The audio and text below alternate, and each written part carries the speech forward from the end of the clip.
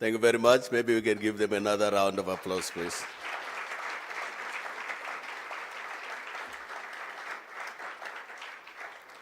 It's now my pleasure to invite Dr. Kenneth Matengu, Vice Chancellor of the University of Namibia, for his remarks. Professor Matengu.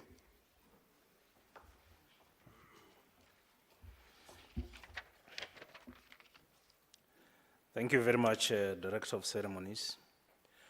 Honorable Minister of Higher Education, Technology and Innovation, Dr. Ita Kanji-Murangi. The President of the Association of African Universities, Prof. Bakri. Honorable Speaker of Parliament, Professor Peter Kachavivi. Honorable former Minister of Education and also former Prime Minister, Honorable Nasa Ngula. The Secretary General of the Association of African Universities and the first Vice President of the Association of African Universities, Prof. Kenji. The different executive directors here present, my fellow Vice Chancellors, Chief Executive Officers of state and private-owned enterprises, members of the diplomatic corps, our distinguished guests from China, from Latin America and Europe, distinguished academics, ladies and gentlemen. It gives me a great pleasure this morning to do a few welcoming remarks, which I'm going to do in a rather unusual way, in that I will make a statement as a geographer. So I'll show a lot of maps today. I will start by just asking the question. The theme of this conference, as you know, is advancing excellency in higher education in Africa. And I'm asking, why is this important? In asking this question, I would like to show you several reasons why this is important. First, in terms of world mapper data, Africa's production of research is relatively weak. If you look at this, you would see Africa is more or less like a malnourished child who has been suffering from kwashiorkor and other things. And we have to think about, why is this the case? If you compare to research productivity in other continents, it is quite high, and Africa is relatively weak. There are many reasons why this is the case, and I don't intend to answer this question. I just want to raise this as a question that may be interrogated as we move on. The second thing is that part of what we know as an enabler to learning is access to power, in such a way that people are able to read and prepare themselves anytime they want. And access to electricity in homes in Africa, as you can see there, is weak. What it means is that people only have access are able to only study when they are in institutions of learning, whether it is in school or in universities, but not at home. And part of this reason is, as you may have seen some data from other sources, is that African learners and students stay relatively lower numbers of hours in school. Whereas in some places, students would be from 8 to 5. In Africa, that number is much, much lower, is maybe from 7:30 to 1. And it affects how education is conducted in its results. Second, the third thing is that the percentage of Africans who can read compared to the world average is much lower than the world average. The world average is 86% of literacy. And in most African countries, as you can see there, is lower than average. Here, I would just like to clarify, you may say, why is Maten concerned about literacy? We are higher education, we are not responsible for basic education. In my opinion, we are. We produce the teachers who teach in basic education. And so it is important for us that we think about what is going on and what we're going to do about that. Because we have got to cause development and cause the interest that we want to see in higher education, in basic, and see education as a system. How is Africa doing as far as ranking is concerned? Again, you can see that the percentage of universities that are ranked in Africa is relatively low. And there are many reasons around this. I know there's controversy about the process of ranking itself, and the business interests of the publishers and many other things. But this is the reality as far as ranking is concerned. Africa is not doing well. There is some sort of relation between ranking and the economy and access to electricity. If you take more or less any satellite image around 11 or 12 or 2 o'clock in the morning, the world will look like this. If you compare the institutions that are ranked and where energy is, you see a relationship, isn't it? You see where most of the universities are ranked and its relation to economy, the strength of the economy, as well as access to electricity. Most of Africa is relatively dark. Why is this? Then, what is the impact of research on hunger and vulnerability? You can also see two things you can observe in this map is that Africa, the percentage of people who have extreme vulnerability to hunger is very high in Africa. Where it shows no data is not necessarily that there isn't data. It is because people there are not vulnerable to hunger and other aspects. And again, it is summoning higher education. If we have the best brains, what can we do about this? The average of income to people in extreme poverty. Again, you can see there are questions of how do we allocate resources and how is this impacting on the level of income. Basically, the thing here is that if you raise the middle class, you are attacking poverty. If you have a high number of low class and higher class, you have a huge population in between that is vulnerable and marginal in terms of what you could do in terms of poverty. According to data, in the next 3 generations, Africa will make up 41% of the world's youth. Africa has 1.7 to close to 2 billion people. And the majority of that are youth. As far as I've seen, it is around about 800 million who are youth in Africa. And how are we preparing them to make sure that they get into education? So we know that the percentage of Africans in education compared to the rest of the world is still very low. And here I must tell you some interesting statistics. In that out of the 54, depending what you consider, maybe 55 African countries, the gross tertiary enrollment in higher education is around about 9.4%, which is below the global average of 38%.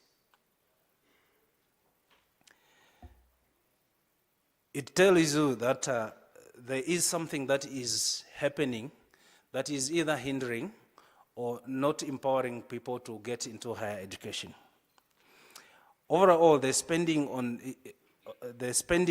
per region is 21% of government and education expenditure on tertiary education compared to 27% on secondary education and 43% on primary education. Basically, the majority of funding in higher education in Africa is going to basic education, less so to secondary and to higher education. Across the continent, approximately 9 million students are enrolled in tertiary education sector, which is 3% of the total enrollment. Now, if you think about the the number of Africans that are not in higher education compared to the rest of the world, you can see there that again is a huge number of people who do not access higher education for various reasons: funding, infrastructure, capacity, and so on. You can twist this and get a different map that shows you the number of people who do not access higher, who do not complete higher basic secondary school. That is also a very interesting picture you would get.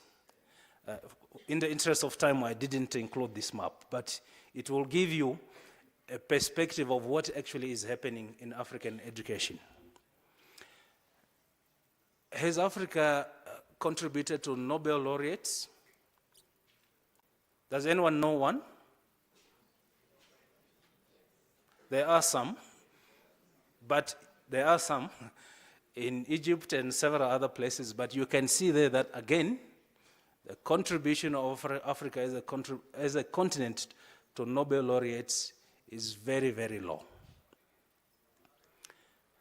Actual enrollment in higher education, you can see there across the other regions. Sub-Saharan Africa is on the bottom. Even Middle East and North Africa is not doing that well. Question is why? In terms of the percentage of those enrolled in higher education compared to total enrollment per country, you will see there that there is also very interesting statistics that we can interpret in different ways. Again, is this something that is telling us about the quality of education, the hindrances to access, how it is funded, the norms and standards that should be in place? How about spending? Is that the big question? As I've indicated earlier, the majority of the funds goes to basic education, followed by secondary education, and what remains is what goes to higher education. And you can compare this map to ranking, to the economy, to research productivity. You can see the relations. Therefore, advancing excellency in higher education is important.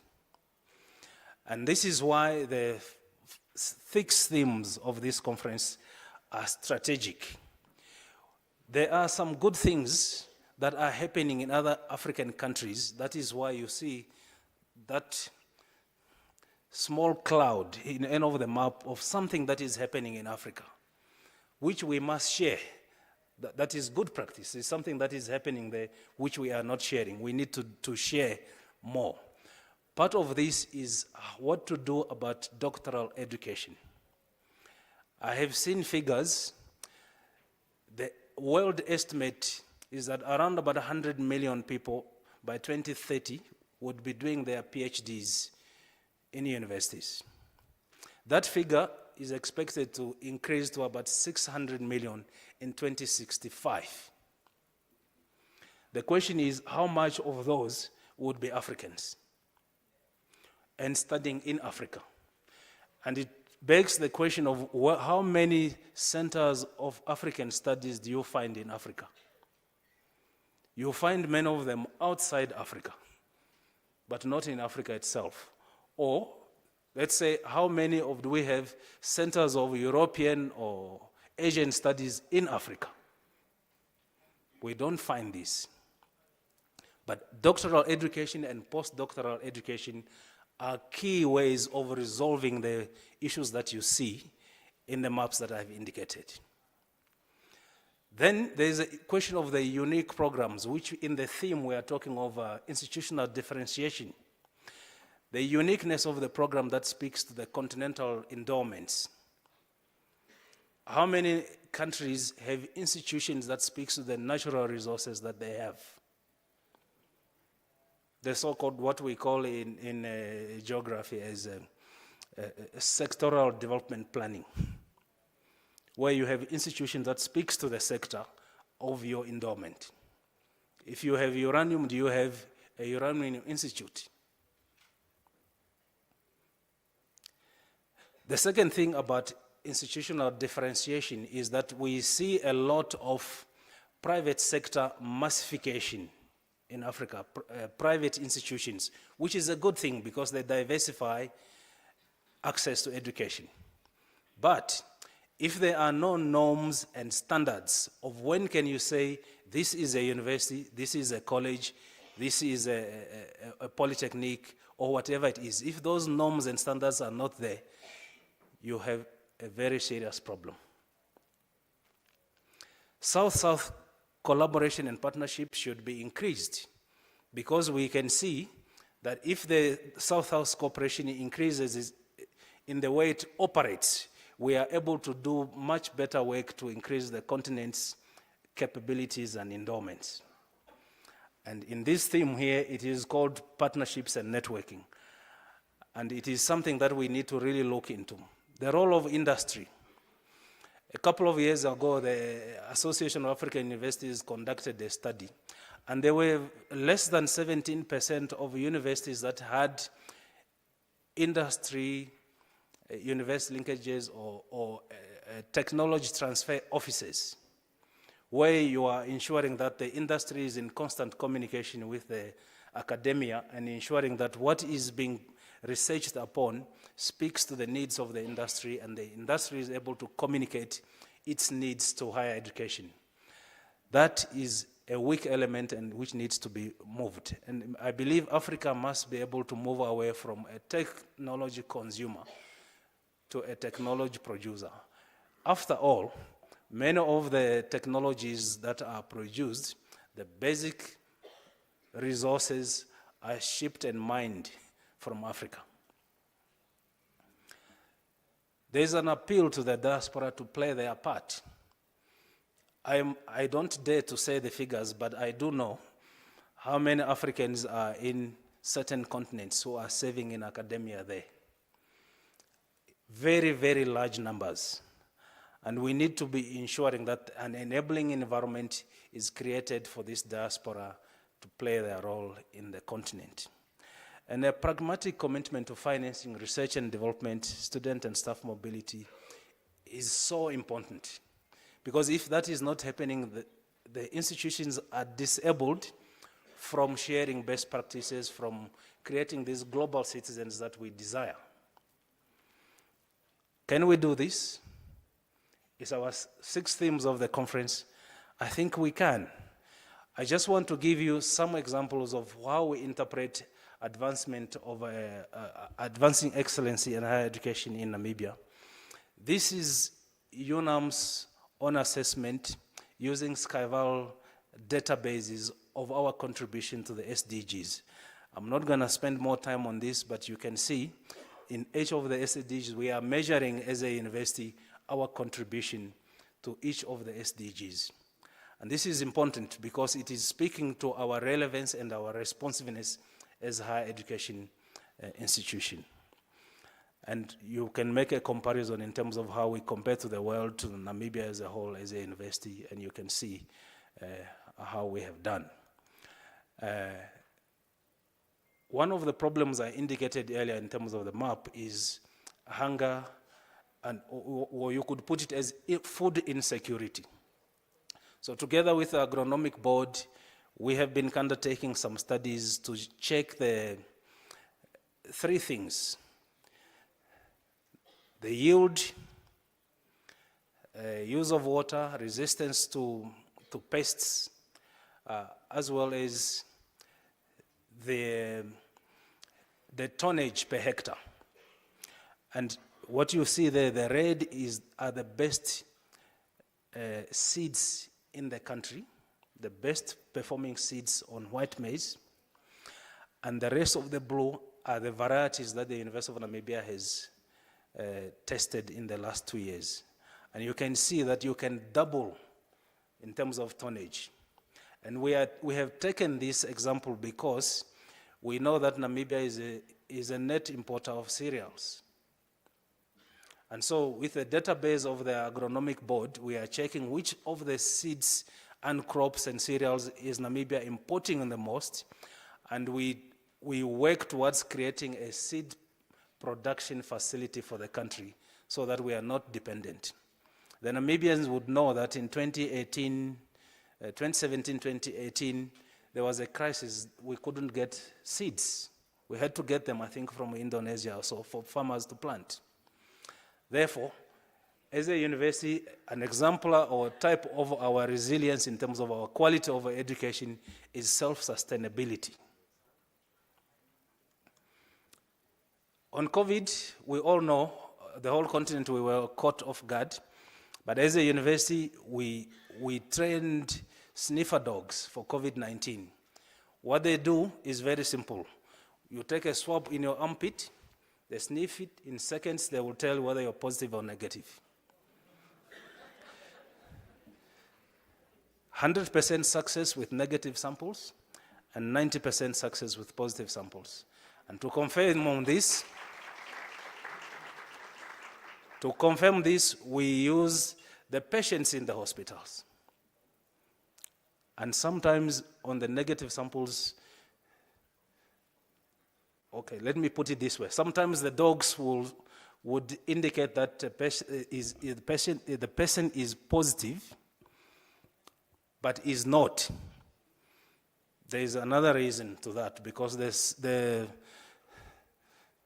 a certain hormone which I'm not going to talk about, which is very close to fertility, which the dogs are able to detect, but if you are not doing extra tests to be able to confirm, you may mistake the patient as being, to put it bluntly, it is ovulation. But this has been a very significant innovation in that we are able to deploy these dogs. If you have a big event, the dogs will help very quick, rather than having to wait and spend money on the samples. To conclude, Africa's development will rise and fall depending on the quality of excellency of its system, which will be influenced by the continental standards, the questions about harmonization of our education, the quality assurance processes. The norms and principles is what will determine whether this African we want to build is achieved. And I want to conclude by saying what we know, we must share. And what we don't know, we must ask. I thank you very much. Welcome.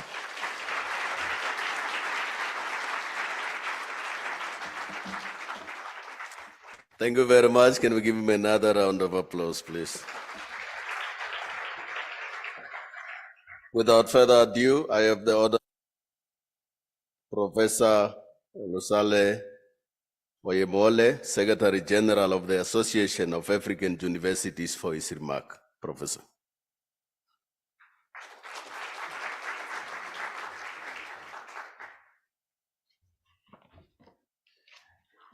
Your Excellency, the Minister of Higher Education, Science and Innovation, the Vice Chancellor of the University of Namibia, Professor Matengu, the President of the Association of African Universities, Professor Bakri, please permit me to rest on the already laid protocol for this occasion. I want to thank Professor Matengu for posing that question, which I believe that throughout this conference will be answered. Why should we promote excellence in African higher education? I want to thank you for the great work you've been doing in Namibia, and I'm glad that all of us present here were happy to be in this place at this time. My call at this very time is to, on behalf of the Association of African Universities, to welcome all our distinguished participants at this 22nd Conference of Rectors, Vice Chancellors, and Presidents of African Universities. Over the past decades, African higher education has witnessed a remarkable surge creating unprecedented opportunities for millions of students, and fostering social and economic progress on national, continental, and global scales. Despite this notable growth, it is essential to acknowledge that the sector still faces challenges in key areas, necessitating a concerted effort to further expand, for instance, access and quality. This expansion, however, brings to the fore a myriad of pressing issues, particularly pertaining to quality and excellence. Despite significant financial investment, the sector continues to face formidable financial challenges, impacting every facet of higher education landscape. Consequently, the narrative surrounding higher education as predominantly cast in a deficit mode. Quite often when people talk about Africa, they talk about the negatives, highlighting crises and shortcomings. This prevailing perspective has perpetuated discussions that primarily focus on challenges, overshadowing the remarkable achievements attained thus far and diminishing the prospects for success and excellence within the continent. Ladies and gentlemen, amidst these challenges and issues, there are pockets of excellence that have emerged within the African continent, predominantly at institutional, departmental, and even national levels, offering valuable insights, experiences, and perspectives on how these entities have not only overcome, but thrived within the continent. I believe that in the next few days, we'll be sharing this with ourselves. Our gathering today and within this week is an opportunity for us to learn from each other, to share best practices, to promote partnership and collaboration among ourselves. With this in mind, this 22nd COREVIP endeavors to place a sharp focus on excellence, successful initiatives within the African continent, interventions and outcomes in African higher education. I believe that in the next few days, through robust dialogues, rigorous analysis, and fruitful exchanges, we aspire to advance institutional differentiation, recalibrate institutional missions, reimagine delivery modalities, and promote internationalization. We hope that we want to see how we can foster university industry linkages, address funding challenges, and harness the untapped potentials of our intellectual diaspora. I believe that we've all come to this conference with a renewed commitment to work towards strengthening our association, the Association of African Universities, and the African higher education in general. Ladies and gentlemen, let us leverage the networking platforms and key opportunities availed to us through our participation in this conference for the good of our institutions, of our students, and other stakeholders. I take this opportunity to invite all of us to please take time to visit the exhibitions around us. I want to especially seize this opportunity to recognize the presence of delegates from the Latin American countries and the Republic of China, as well as numerous participants from outside the African continent, whose presence is as a result of AAU's commitment to foster collaboration within and outside Africa. I want to thank many of us from the Latin America who received me openly, and without hesitation agreed to be at this particular conference. You are all welcome. I express the appreciation of the Association of African Universities to the European Union, and Aqua 3 implementation team comprised of Obre Global, the Association of African Universities, the German Academic Exchange Service DAD, the European Quality Assurance Network, ENQA, for their decision to launch this new program here at this particular conference.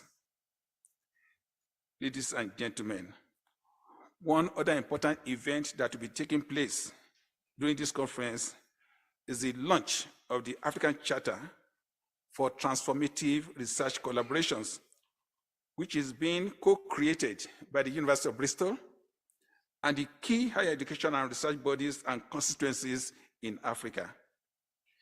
This charter sets us key principles and aspirations for change to foster transformative research collaborations with the continent that will serve to advance a more just and richer and better scientific collaboration between all of us. I will not end this welcome statement without appreciating all our partners and all who have contributed themselves to sponsoring some sessions of this conference. I want to personally appreciate the board of AAU, led by Professor Bakri, for giving me a free hand to be innovative in the running of AAU. Permit me to welcome all of us to this conference. Enjoy your stay in Namibia. Thank you.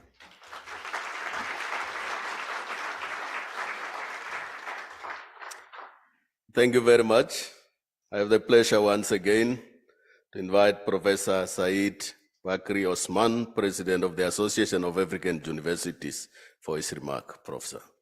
Thank you.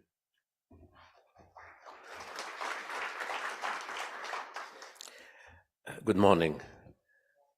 First, on a personal level, I'm so happy I came to this beautiful country and these beautiful people. Your Excellence, Minister of Higher Education, Innovation and Technology, Excellencies, distinguished guests from China, from Latin America, from Africa, my colleagues, rectors, vice chancellors, and presidents of African universities, my fellow academics, members of the diplomatic corps, members of the media, dear participants. It is with great pleasure that I extend my warmest welcome to each and every one of you at this prestigious 22nd Conference of Rectors, Vice Chancellors, and Presidents of African Universities. We were deprived of this occasion due to COVID, so the previous meeting was online, so I am very glad to again look at all these shining faces in this room. On this occasion, I would like to express my deepest gratitude to our members, esteemed partners, and all stakeholders for your unwavering support towards the Association of African Universities as we diligently fulfill our core mandate of transforming Africa's higher education sector. The gathering of key stakeholders in Africa's higher education for purposeful deliberations is of paramount importance, and COREVIP stands as a unique platform precisely designed for such engaging education. The 2023 COREVIP centers its focus on excellence, spotlighting successful initiatives and remarkable outcomes within the African higher education landscape.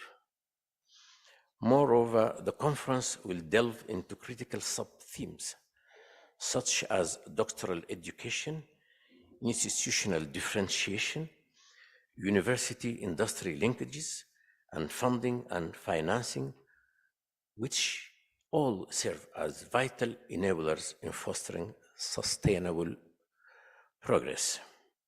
We firmly believe that the diverse range of sessions and interactive dialogues while shedding light on the challenges faced will most importantly present viable and sustainable solutions in the aforementioned areas.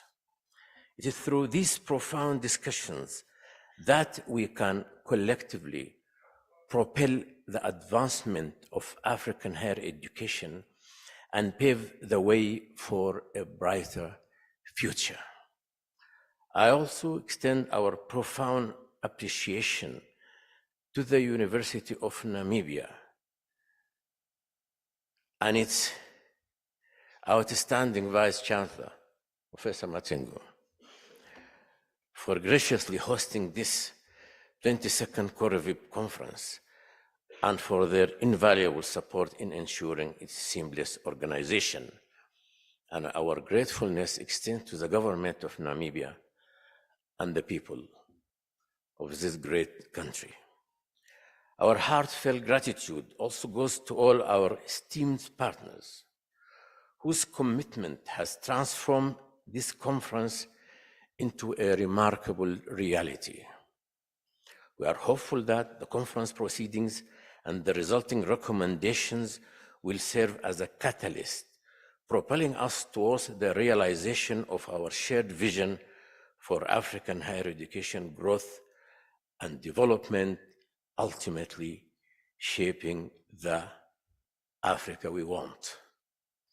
Once again, I extend my sincerest welcome to all distinguished participants, and I'm eagerly looking forward to the fruitful engagement and meaningful collaboration that lie ahead of us all.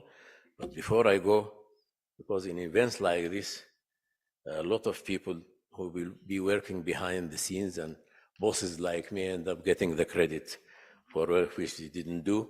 So I would like to recognize and thank all my colleagues and employees at the Secretariat of the Association of African Universities for what they have done for the organization of this meeting under the able guidance of our Secretary General, because this really reflects their passion and commitment to this organization and its missions. I wish you a fruitful conference. Thank you very much.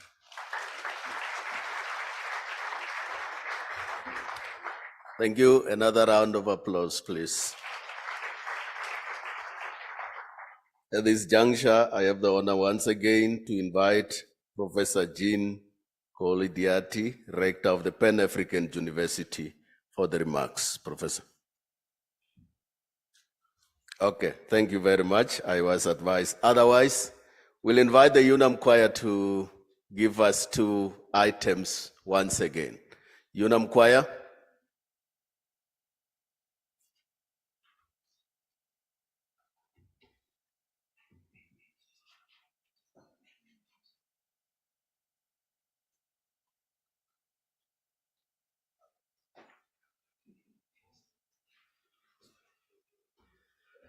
Can we get the UNAM Choir, please?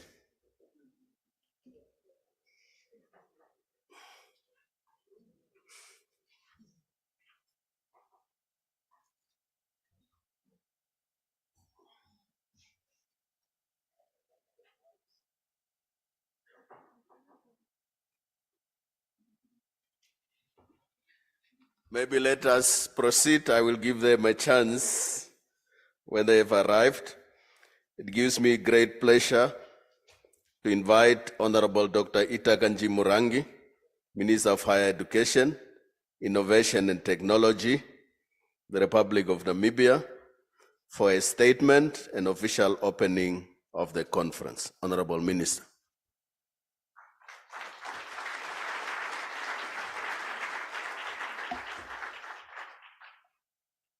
Thank you, Director of Ceremonies, Honorable Professor Peter Kashavivi, Speaker of the National Assembly, and founding Vice Chancellor of the University of Namibia.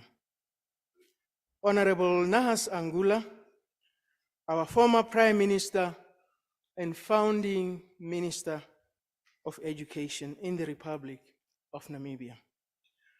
Honorable Ministers present, Professor Said Bakri Osman, President of the Association of African Universities, Professor Matengu, Vice Chancellor of the University of Namibia and President of the Pan-African University, Professor Olusola Bandele Oyewole, Secretary General of the AAU, board members of the AAU, rectors, vice chancellors, and presidents of African universities, delegates, invited guests, members of the media, ladies and gentlemen, good morning.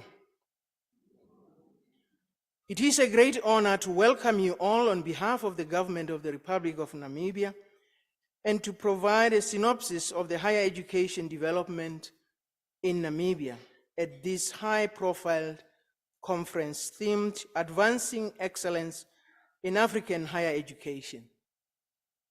I strongly believe that the deliberations and outcome of this conference will have significant impact on the African education system. As Martin Luther King Jr. said, and I quote, "The function of education is to teach one to think intensively, and to think critically. Intelligence plus character, that is the goal of true education," unquote.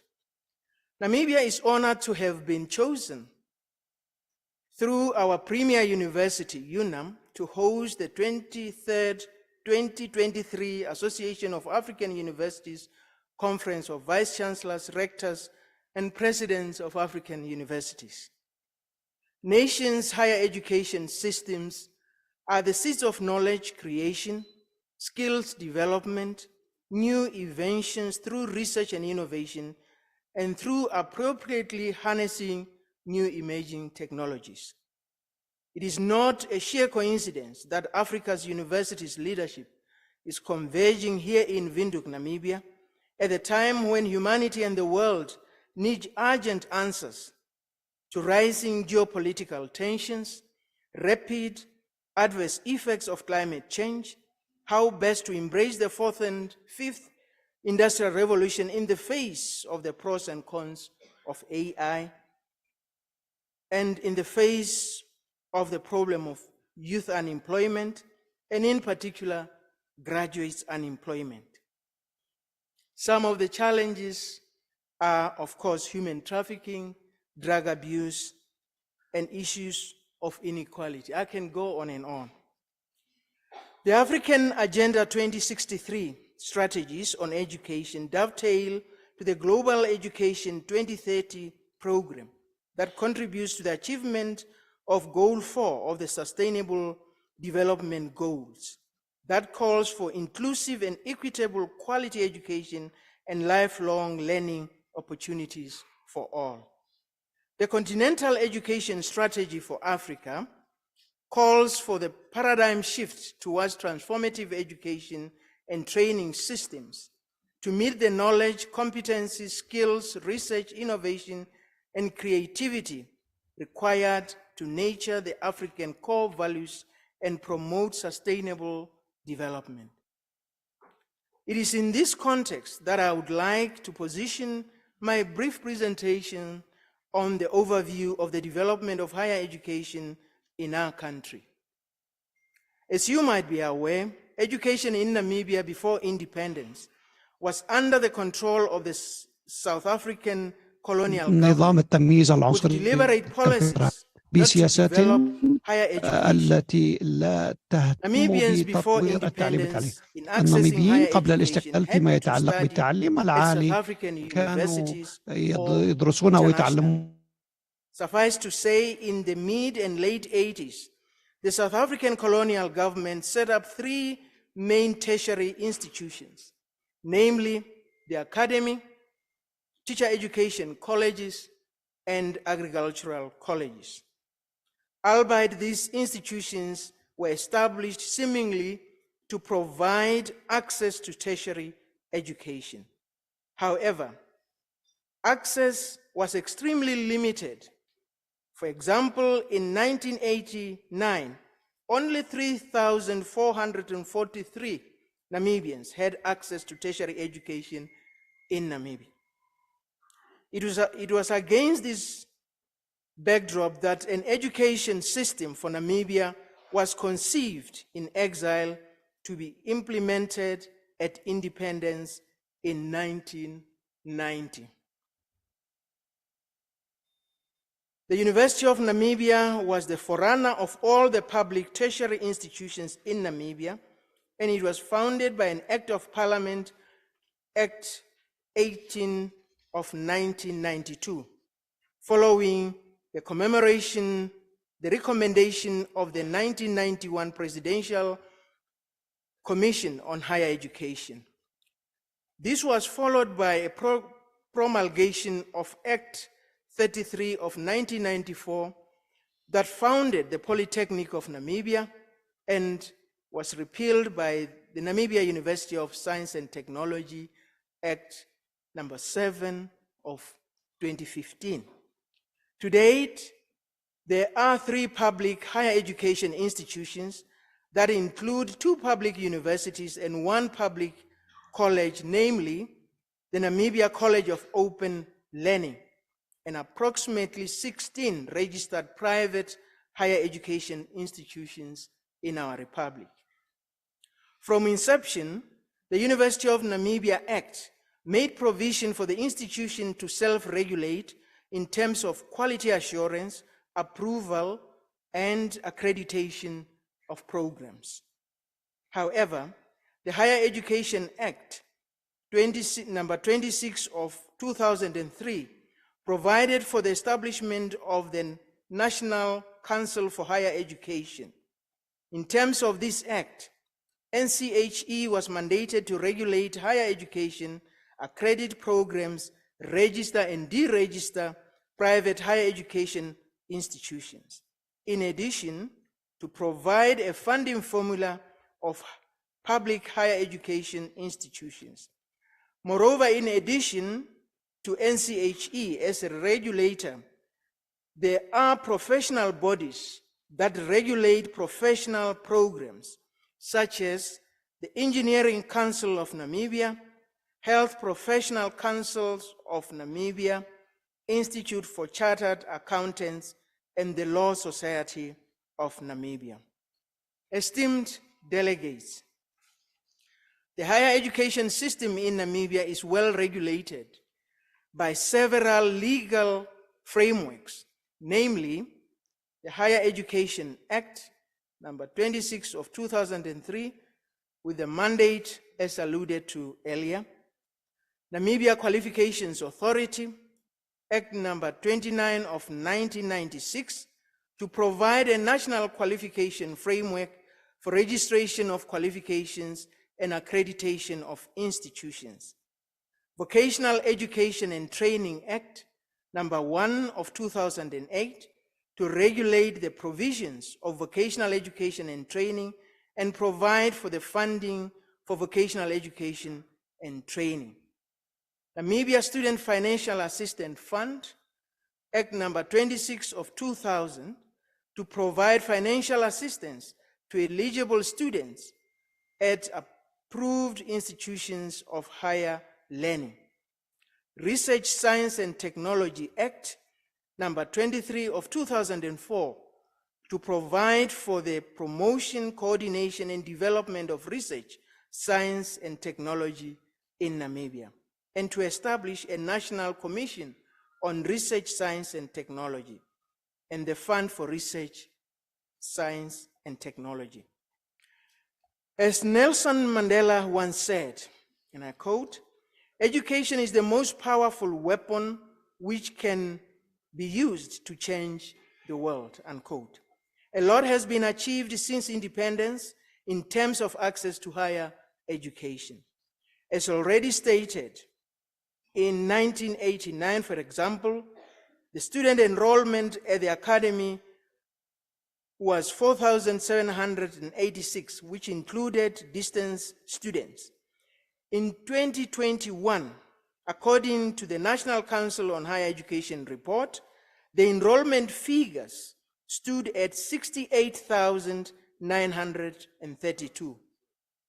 Despite the significant increase in student numbers, higher education institutions in Namibia face numerous challenges with regards to access, as not all aspiring students who seek admission to institutions of higher learning are admitted due to space limitations and limited students' funding. Further, another challenge is disparities in academic achievements between female and male students. Since the attainment of independence, more female students have been graduating in most of the disciplines nationally. The latest data show that in 2021, of the 10,108 graduates, 7,212 were female students, compared to 2,816 who were male, which translates to 71.3% for females and 28.7% for male graduates.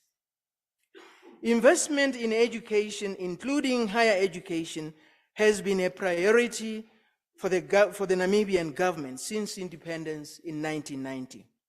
For instance, in the 2023-24 national budget, 16.8 billion Namibian dollars was allocated to the Ministry of Education, Arts and Culture, and 3.8 billion Namibian dollars was allocated to higher education, technology, and innovation.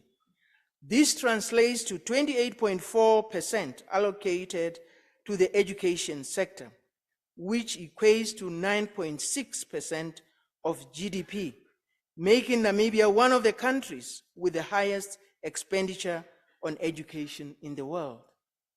Despite the huge investment in education,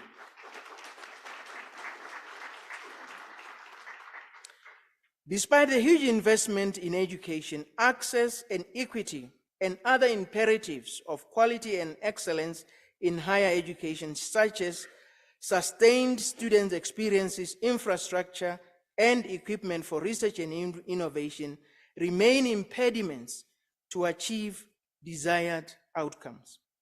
Referring to Namibian President, Dr. Hage Geingob, he said, "Education is the foundation for a prosperous nation.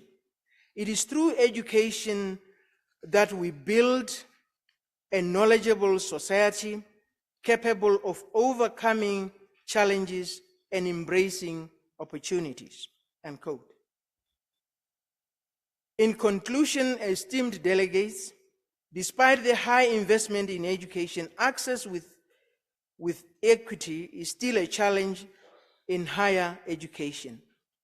Funding to meet the demand for quality and equitable higher education in Namibia still need attention in our quest to respond to the required skills for the future workforce in this digital era. That is why this conference has come at an opportune time to share international experiences, forge linkages and collaboration as we interrogate challenges that confront the African higher education systems, with a view to achieve relevance, responsiveness, and excellence. Namibia is a product of international solidarity, and we look forward to attracting international students, as well as responding to SADC protocol on education and training in student and staff mobility, as well as joint research. With these remarks, I trust I have given you an appreciation of the Namibian education system.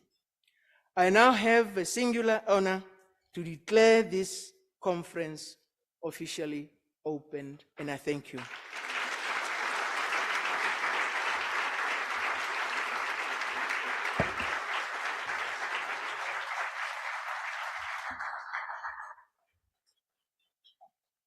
Thank you very much, Honorable Minister. Another round of applause.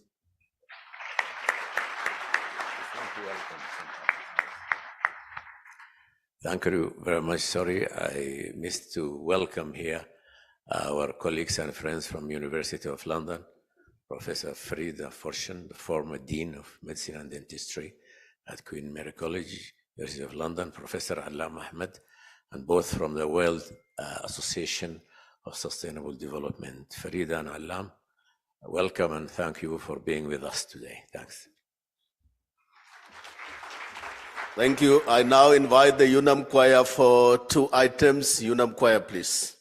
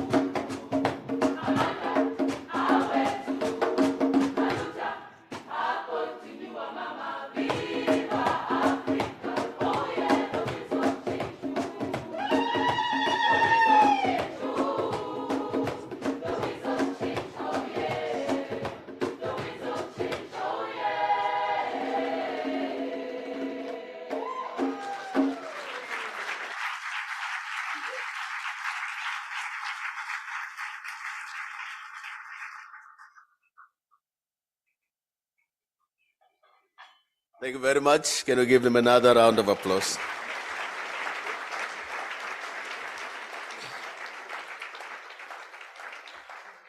We are moving on with our program. We are now at the stage where there will be recognition awards, and I invite Professor Kenneth Matengu, Vice Chancellor, for the recognition award, possibly assisted by the Secretary General. Thank you very much, Director of Ceremonies. Before I go into the awards, I just want to say we truly value the University of Namibia Choir. It has been ongoing for many years. Students change every year, but their voices remain the same. Thank you. It is standard practice in the AAU's COREVIP program that the host country awards prominent and outstanding citizens who have played a major role in education. Therefore, Director of Ceremonies, allow me to make two citations of the individuals that we are going to award. I'll start with the first. All political leaders present, members of various media houses, distinguished members of the diplomatic corps, ladies and gentlemen, I feel privileged this morning to stand before you to present a humble Namibian, a person who was born and grew up in the times of increasing colonial storms and stress. After the National Party took over power in South Africa in the 1940s, and eventually introduced the apartheid system in Namibia, which impacted negatively on his family life and that of other Namibians. But this son of the soil did not let all these apartheid upheavals defeat him, and he rose to become one of the visionary political leaders of Namibia's armed liberation struggle and of an independent Namibia. The Director of Ceremonies, ladies and gentlemen, this is most revered son of the Namibian soul is Honorable Angula Nahas Gideon Angula.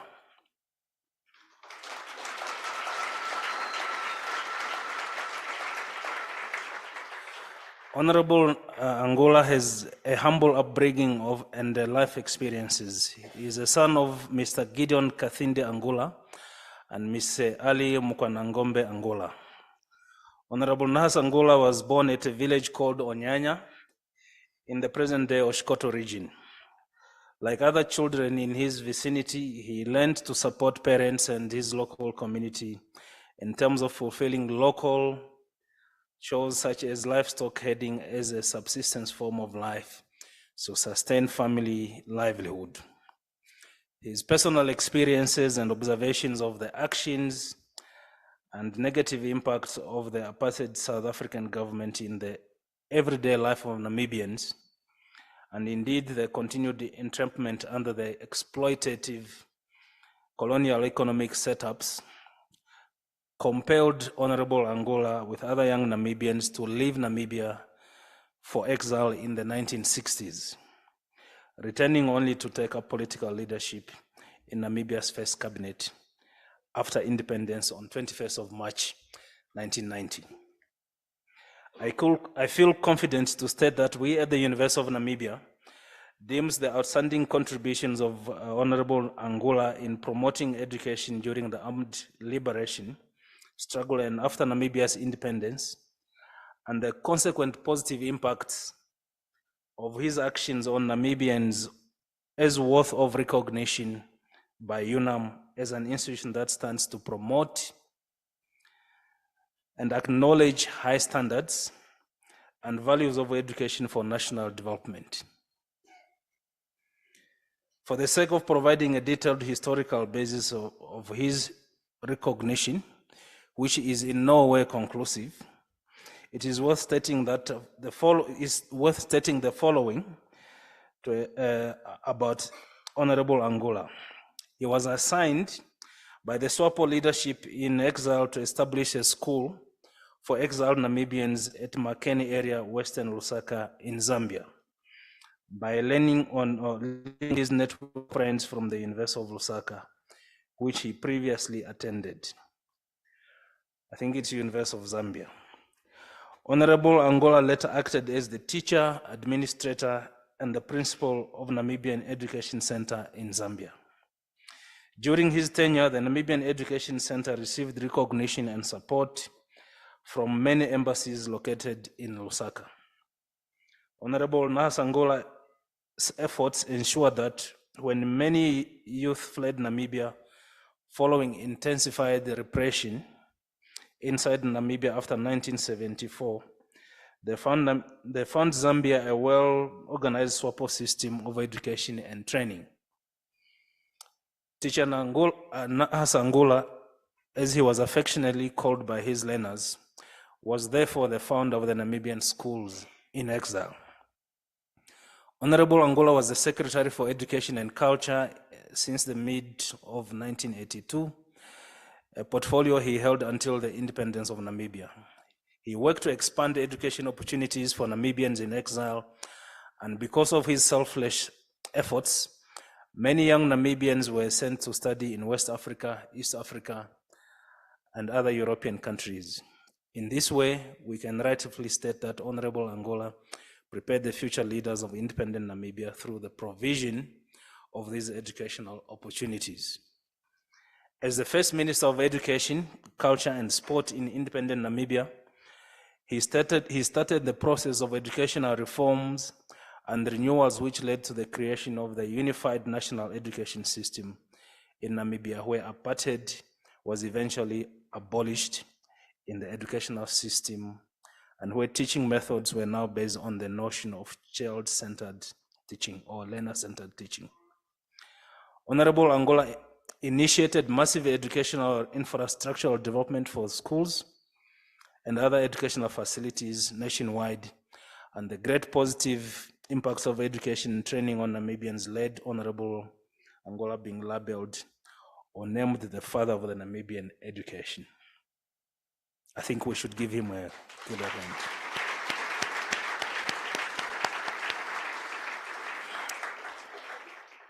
In 1991, he oversaw the commission by Mr. John Turner, which eventually transformed the former academy into what is now called the University of Namibia. As a Minister of Education, he promoted higher education policy development in Namibia in the 90s. He further established various teachers' education training colleges, such as Rundu, Katima training colleges, which were all driven by high standards and needs of development that aims to improve the lives of Namibians.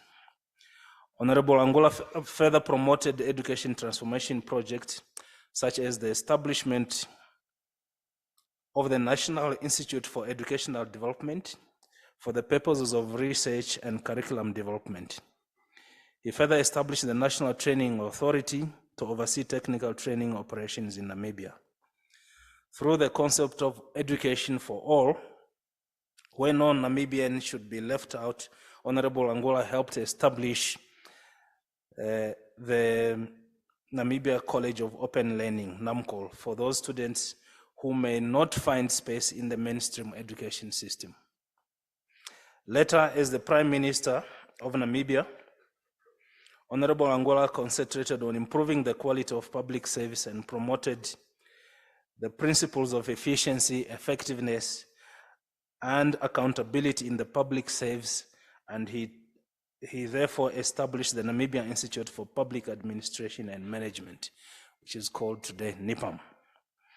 As a social entrepreneur who understands the concept of sacrificing this for the sake of the Namibians, Honorable Angola founded and led several civic organizations such as the Community Skills Development Foundation, COSDEF, which established 8 community skills development centers in the country. The above was vast experiences or immense contributions of Honorable Angola, which has visibly and evidently transformed the educational experiences of many Namibians, both during the liberation struggle and in after Namibia's independence. And this is the central basis for the University of Namibia to acknowledge and recognize the immense and excellent contribution of Honorable Angola to the educational advancement and development of Namibians. It is therefore with humility, Director of Ceremonies, ladies and gentlemen, that I have the honor to invite this outstanding son of the Namibian soil, Honorable Nahas Angola, former Minister, former Right Plenary.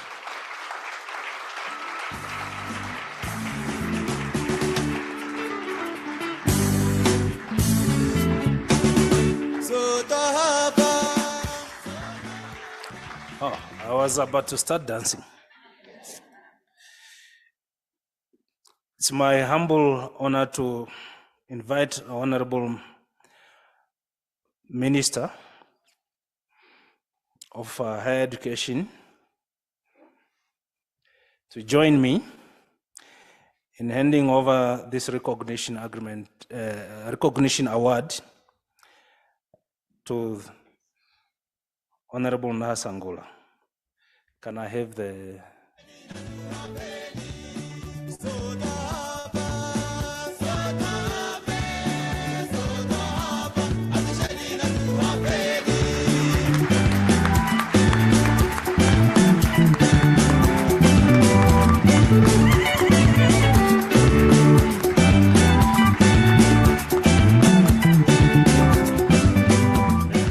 Congratulations, Honorable Nahas. Thank you.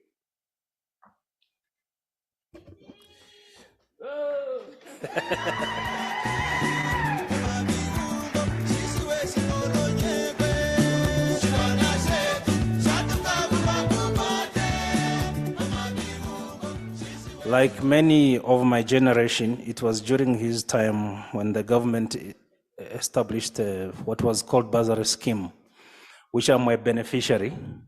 Otherwise, I would not be a Vice Chancellor today.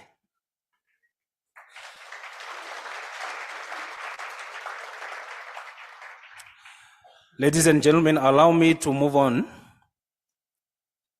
to introduce you to another son of the soil who has also played a major role in the higher education system in this country. This son of the soil is none other than Honorable Peter H.T.V. Kashavivi.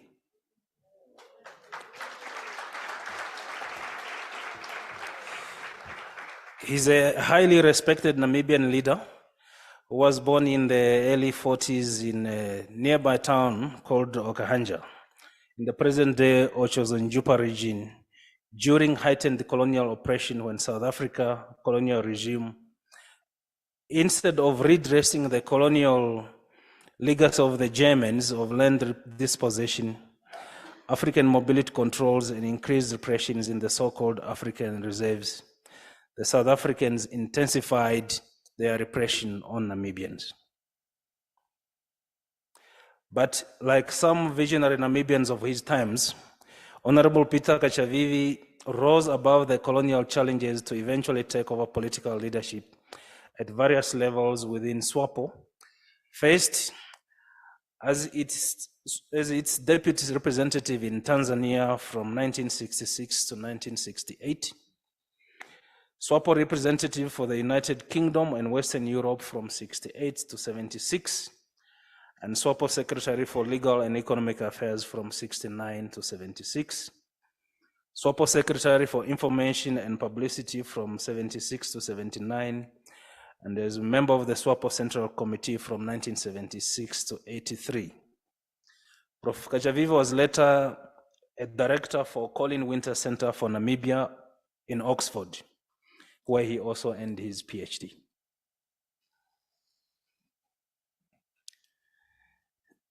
Professor Kashavivi also spent some time at the University of Joensuu from 1986-1987. And for that, I would say we share the same alma mater because I am a graduate from there. Professor Kashavivi became the director of SWAPO Research Unit from 1989 to 1991. Between 1990 to 1991, he was the founding trustee and director of the Namibia Economic Policy Research Unit, NEPRO. He was also a member of the Namibian Constituent Assembly from 1989 to 1990.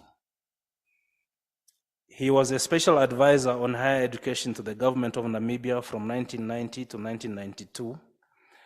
And before we borrowed him to become the Vice Chancellor of the University of Namibia from Parliament, where he has returned. Professor Kashavivi became the founding Vice Chancellor of the University of Namibia from 1992 to 2003. During his tenure as the Vice Chancellor of UNAM, among others, he laid a solid foundation for the establishment of all faculties at the University of Namibia, but particularly the Faculty of Law, Faculty of Economics, and Health Sciences.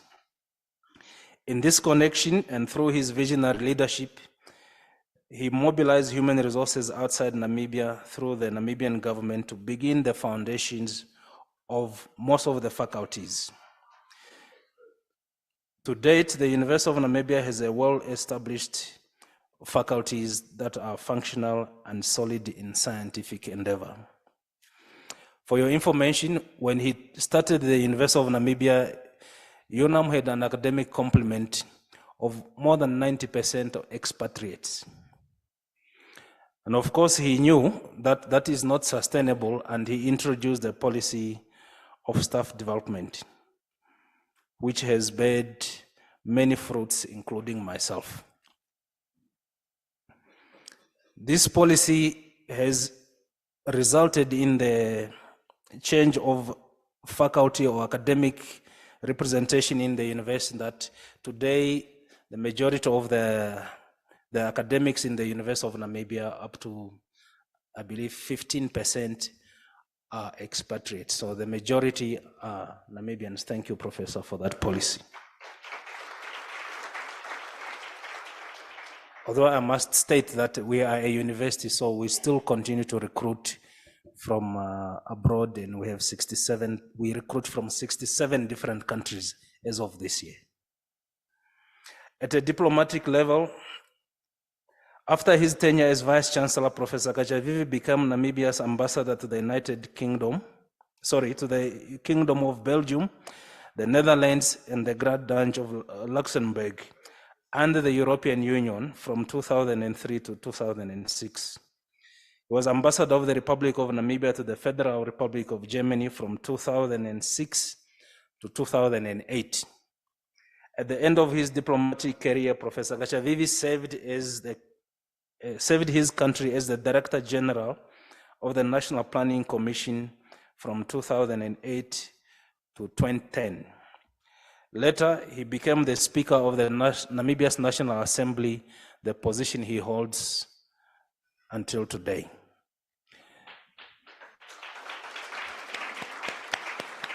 In terms of academic career, Professor Kachavivi holds a Doctor of Philosophy, which he obtained in 1986 from St. Anthony College, University of Oxford, with a thesis titled The Rise of Nationalism in Namibia and its International Dimensions.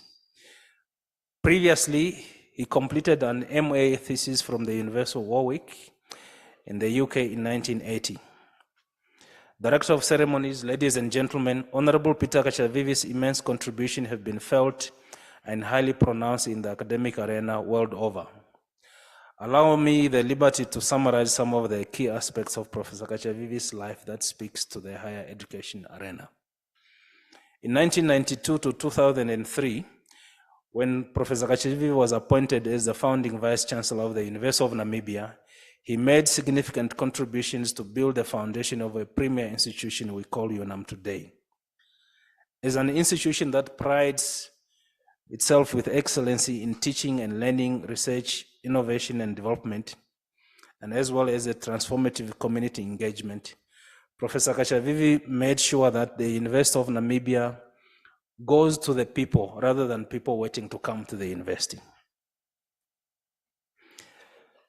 Professor Kachavivi received outstanding awards from various institutions for his immense contribution to the political, social, and economic upliftment of Namibians and for the universal impact of his great deeds. Amongst these awards includes a Certificate of Service to the Executive Council of the Association of African Universities in 2002. He also received the Distinguished Academic Visitor Award from the New Delhi Institute in India in 1998. Professor Kachavivi did not stop publishing. He wrote in 2003, he published a book titled African Higher Education Institutions Responding to the HIV/AIDS Pandemics. In this publication, he examined globally the impact of HIV in Africa and also elsewhere. His observations by then were that higher education institutions had done very little in terms of response to the pandemic. He proposed that higher education institutions must develop a comprehensive HIV prevention program, which the University of Namibia also established and was offering qualifications in that. He further asserted that with the active partnership and collaboration of governments, NGOs, bilateral and multilateral organizations, higher education institutions will succeed in challenging the challenger by being assertive and engaging in science.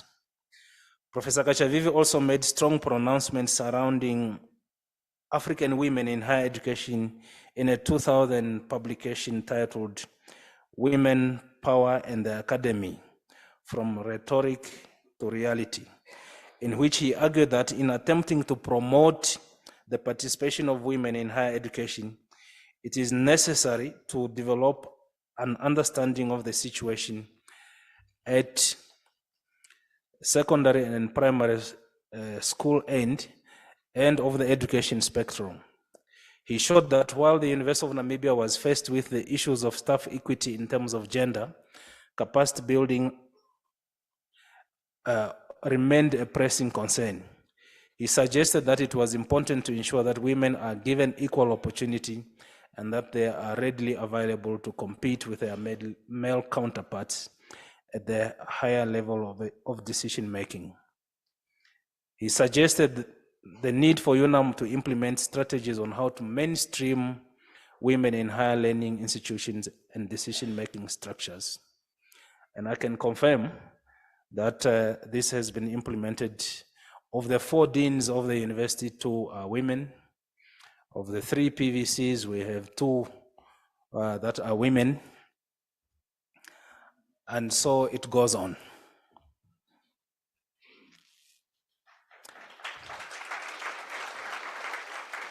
Still in the academic arena, in 2016, Professor Kashavivi was appointed as the Chancellor of the Namibia University of Science and Technology, NUST, and he has continued to emphasize strongly the roles of universities in nation-building process. Prof. Kashavivi stressed that nation building depends on universities building, strengthening, and galvanizing university structures so that the institutions can be relevant in addressing national concerns. He has put emphasis on national, regional, and international collaboration and linkages to the industry to build the research capacity at the institutions of higher learning. Director of Ceremonies, ladies and gentlemen, I now have the honor to invite Professor Kashavivi to receive the recognition of His Excellency.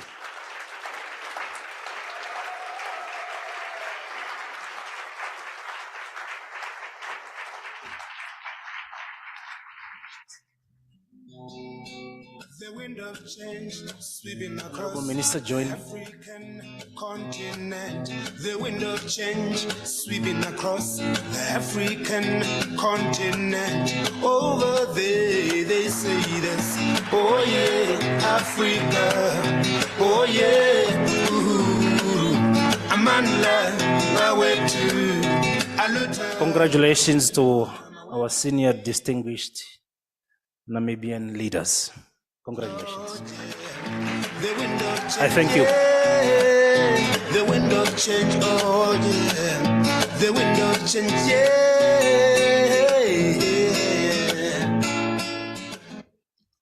Thank you very much. Congratulations to our elders.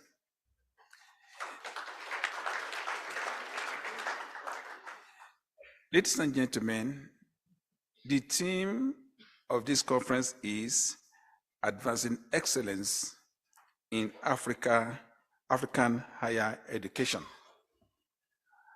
One of our plan or strategy for advancing excellence is to recognize people of excellence in the African higher education space. The Association of African Universities has deemed it fit to showcase these people of excellence in our midst.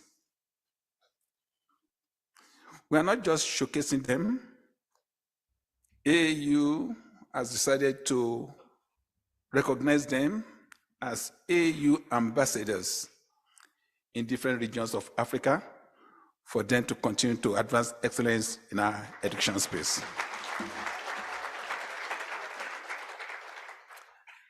There are 5 of them that will be recognized, but because of flight challenges, one of them is not around now. The 5th person will be recognized in the afternoon session.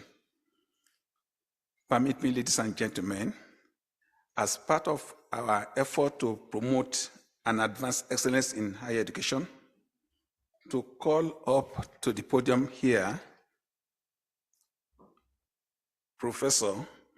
Emeritus Professor Peter Okebukola.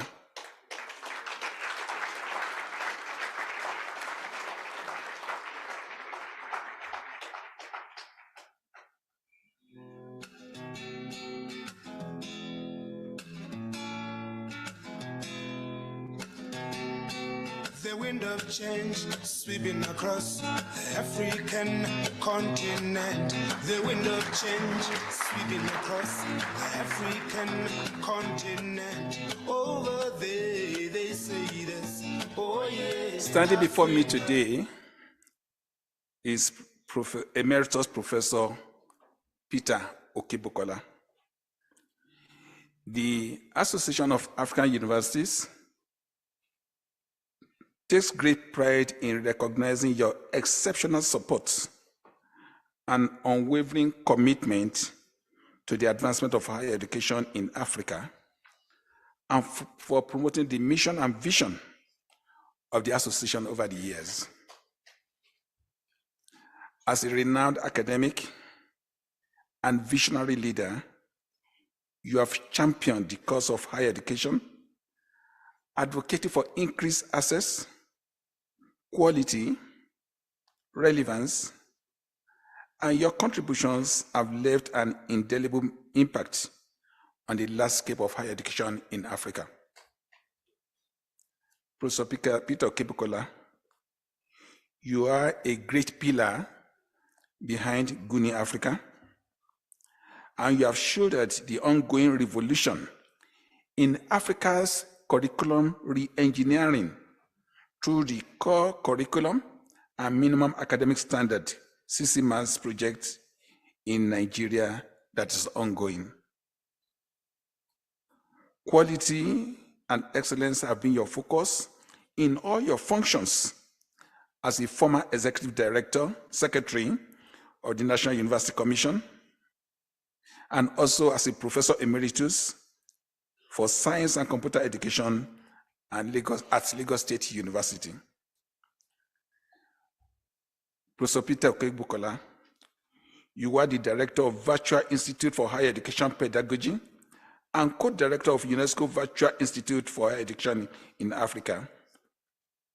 You have served as lead facilitator to deliver online training to over 10,000 academics in 62 universities in Africa. You are the leader of the e-learning program for federal civil servants in Nigeria, involving over 70,000 participants. You have served as a team leader of several quality assurance projects involving UNESCO, the African Union, the World Bank, and the Association of African Universities, as well as the Global University Network for Innovation, GUNI Africa. You have been involved in popularizing science in Africa since 1986, and you have served as consultant to many African countries, promoting science education, especially among the youth and the underserved communities. The AAU recognizes your exemplary leadership, which serves as a great source of inspiration to the entire Africa academic community and beyond. Your passion and commitment continue to ignite the collective pursuit of a vibrant and transformative higher education system in Africa. The Association of African Universities is proud to appoint you as AU Higher Education Ambassador for West Africa. Permit me at this time to invite the President of AAU,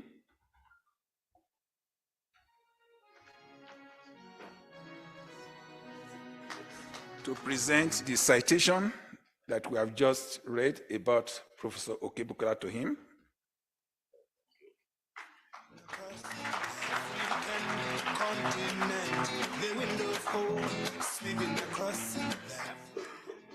Thank you.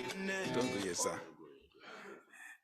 Professor Peter Okebukola, the Association of African Universities proudly present this award of honor to you in appreciation of your unwavering commitment to the advancement of African higher education in your capacity as AAU Higher Education Ambassador for West Africa today, July 4th, 2023.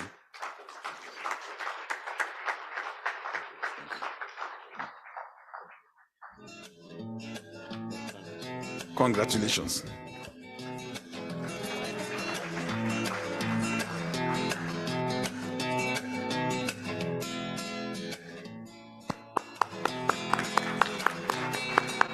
The wind of freedom sweeping across. Mama Africa, the wind of freedom sweeping across. Mother Africa, over there.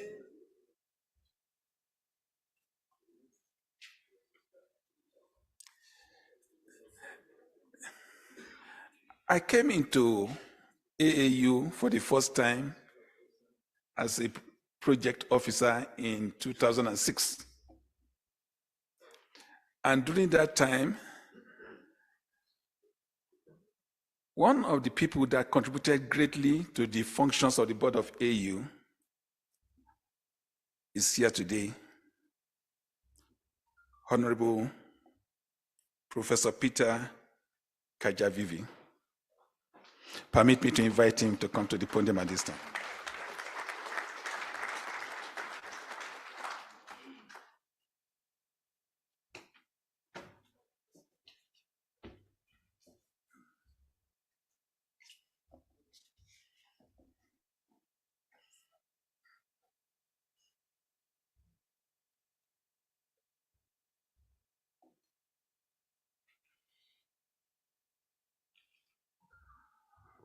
Honorable Peter Kajavivi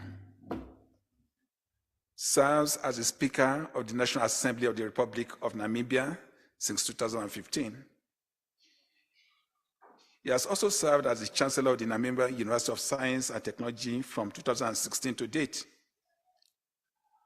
Honorable Kajavivi is the founding Vice Chancellor of the University of Namibia, where he served from 1992 to 2003.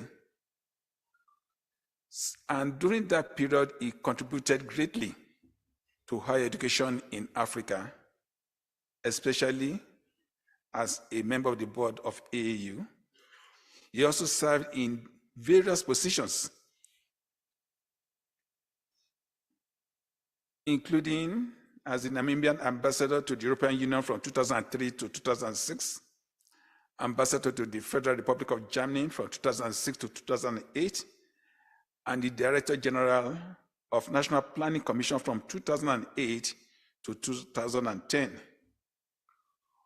Professor Kajavivi had dedicated his life to the causes of social justice, education, good governance, and democracy, building international support for his country and his African neighbors through diplomatic activities, with a special personal recognition throughout Africa and beyond.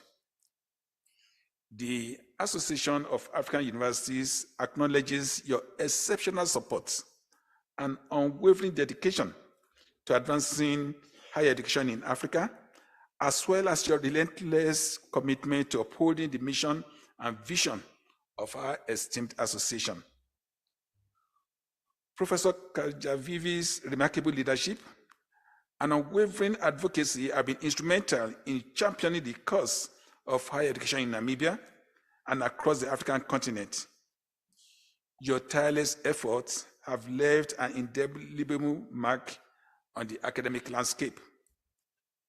We extend our deepest gratitude to you for your exemplary leadership, which serve as a great source of inspiration to the entire African academic community and beyond. Your passion and dedication continue to fuel our collective pursuit of a vibrant and transformative higher education sector in Africa. The Association of African Universities is proud of your commitment, and we are proud to appoint you as AAU Goodwill Ambassador for Higher Education in Africa. Permit me at this time to call on the first Vice President of AAU to make this presentation.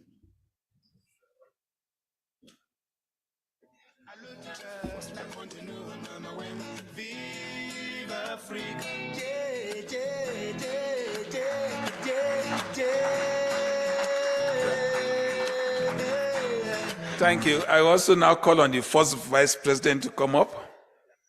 Yeah, don't go yet, sir.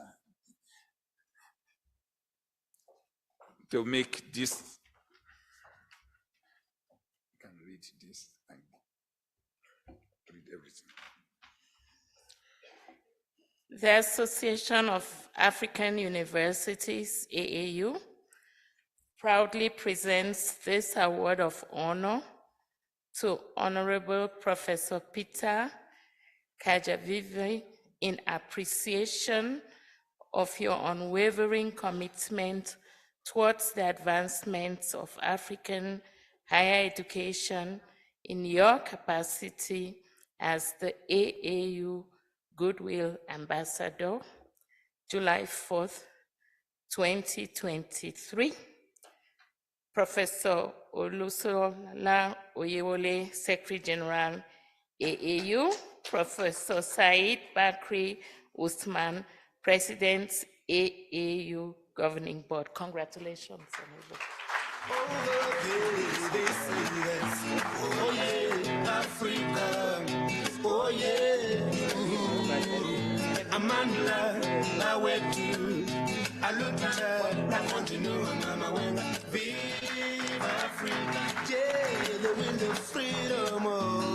I will, at this particular time, want to call upon another person of excellence in the continent, Professor El Meteni Mahmoud from Egypt. Don't stop it, yeah. Let it blow, let it move, let it blow, let it move, let it blow, let it move. Don't stop it, don't stop it, don't stop it, cause you can't stop it. Don't stop it, don't stop it, don't stop it, don't stop it, don't stop it. Professor El Meteni Mahmoud is the president of Shams University in Egypt. He was previously the Dean of the Faculty of Medicine at Asian University on July 2019. And he has contributed to advancing higher education, especially medical education in Africa. He happened to be the one behind the free offer to all African universities who want to advance their competencies in transplant, human transplant.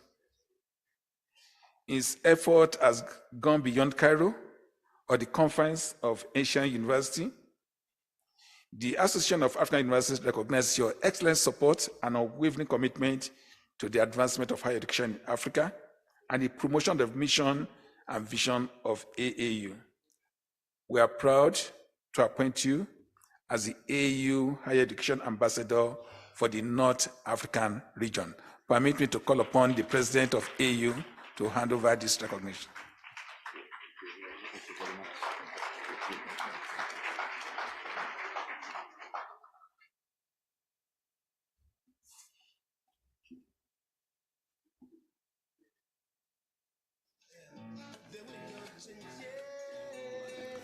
Permit me at this time to surprisingly call upon the second Vice President of AU, Professor Salami, to please come forward. Just don't go yet to make this.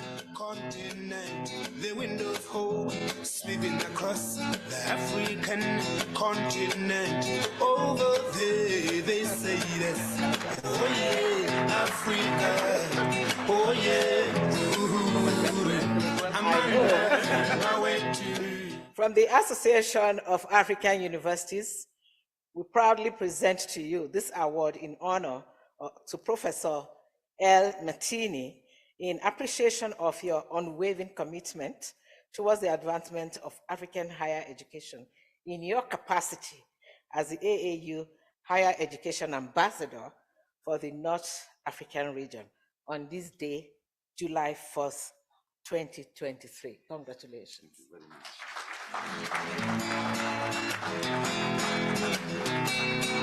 The wind of freedom sweeping across Mama Africa. The wind of freedom sweeping across Mother Africa. Over there they say this. Oh yeah, Africa. Oh yeah. Amandla, Awetu, Aluta, La Continua, Mama Wenga.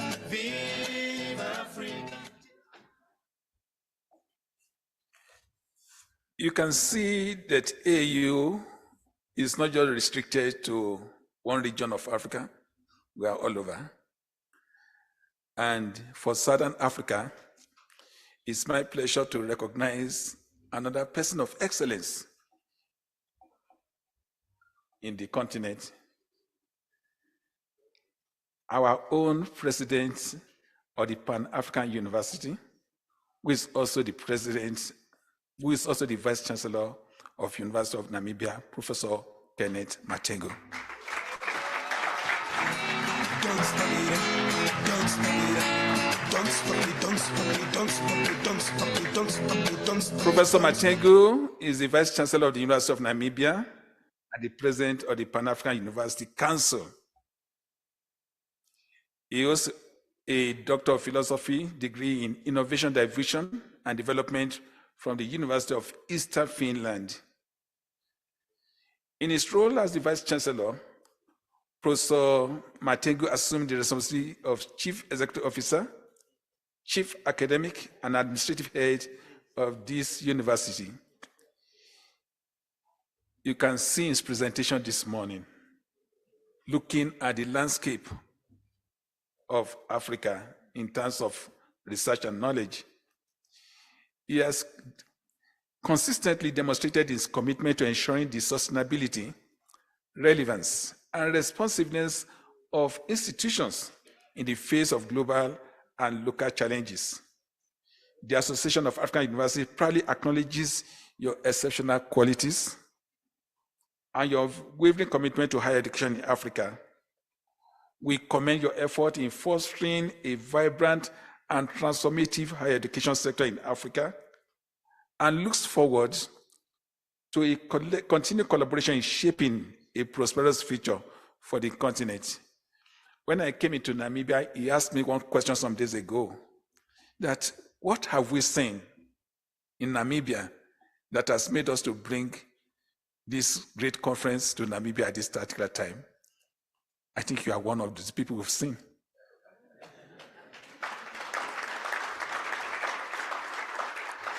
The Association of African Universities is proud to appoint you as AAU Higher Education Ambassador for the South African region. I call upon the President.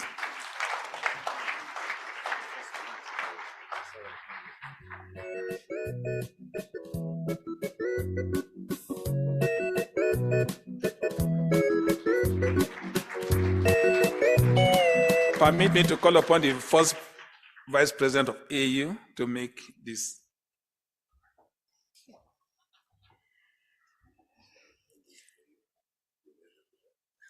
The Association of African Universities proudly presents this award of honor to Professor Matengo in appreciation of your unwavering commitment towards the advancement of African higher education in your capacity as the AAU Higher Education Ambassador for the Southern Africa region, July 4th, 2023. Congratulations.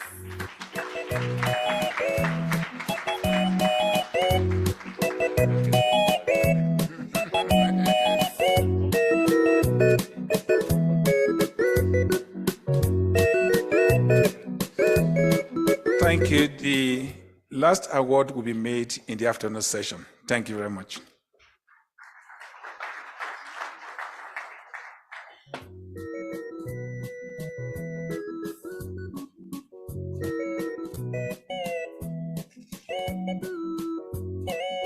Thank you very much. We'll proceed with the goodwill messages as per the program. Please, those that are making the messages, strictly 2 minutes.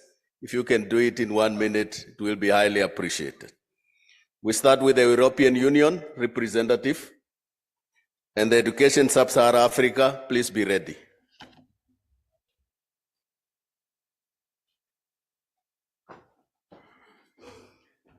Good morning. Thank you very much, Master of Ceremony, Honorable Minister of Higher Education, Innovation and Technology, Itakandi Murangi, Honorable Speaker, Mr. Kachavivi, Honorable former Prime Minister Nas Angula, Professor Kenneth Matengu, Professor Bakri Osman, Professor Bandel Oyewole, distinguished guests and participants to this conference. It is an honor for the EU to have been invited to this conference tackling the important theme of advancing excellence in African higher education. Higher education systems are at the heart of major social and economic transformation that are required to achieve green and equitable future. Progressing to a knowledge-based economy and putting skilled human capital at the center of Africa's agenda is essential for building the continent's autonomy, strength, and resilience to address major challenges. The 6th European Union African Union Summit in 2022 in Brussels was a landmark where leaders committed to step up efforts to promote scientific cooperation, share knowledge, encourage exchanges of young people, students and researchers between the continents, and develop partnerships between universities with the aim to promote excellence. At the summit, the first Global Gateway investment package was also tabled, an investment package especially for Africa. The Global Gateway strategy is about boosting smart, clean, secure links in digital, transport, energy, and climate-relevant sectors, and strengthen education, research, and health systems. The investment package for Africa, which pulls together funds from the EU, EU member states, EU banks, in a Team Europe initiative, aims to mobilize €100 billion of investments by year 2027. Education and research is not only one of the standalone pillars of the Global Gateway, it is also key to support the success of investments in all other sectors. The investment package calls for a comprehensive approach to investment in education, research, addressing the capacity needs of all actors in knowledge triangle, including their abilities to establish links and act together. It is fully aligned with African Union's Agenda 2063, which envisions to catalyze education and skills revolution and actively promote science, technology, research and innovation to build knowledge, human capital, capabilities and skills required to drive innovation. To this end, AAU-EU Innovation Agenda, jointly developed between the continents, will also greatly contribute. One of the flagships of Global Gateway Investment Package is an initiative which will boost Africa-EU cooperation in higher education. The Youth Mobility for Africa flagship aims to foster inclusive learning mobility opportunities through exchanges, scholarships, and cooperation projects to support regional and continental harmonization mechanisms, to promote quality and attractiveness of African higher education systems, and ultimately to contribute to the empowerment of youth. We would like to see European and African actors joining and pushing this important area further apart. By bringing together existing and new EU-funded actions under one umbrella, such as Erasmus+, Intra-Africa Academic Mobility Scheme, and others that we will talk more deeply tomorrow after lunch in the plenary session of the Youth Mobility for Africa flagship, we will be able to strengthen and harmonize multiple initiatives, seek more synergies and complementarities, and improve coordination between EU and African partners and stakeholders. Lastly, as the conference takes place in Namibia this time, I would like to underscore the fruitful cooperation the EU has with Namibia in areas of human development, education, including foundational skills, inclusive green growth, as well as supporting governance and gender equality. This is in addition to other sectors the EU has been cooperating with Namibia over the past years. Thank you very much for your kind attention, and I wish you lots of inspiring discussions during the days to come. Thank you. Thank you. I invite Education Sub-Sahara Africa, China Association of Higher Education. Be ready, please.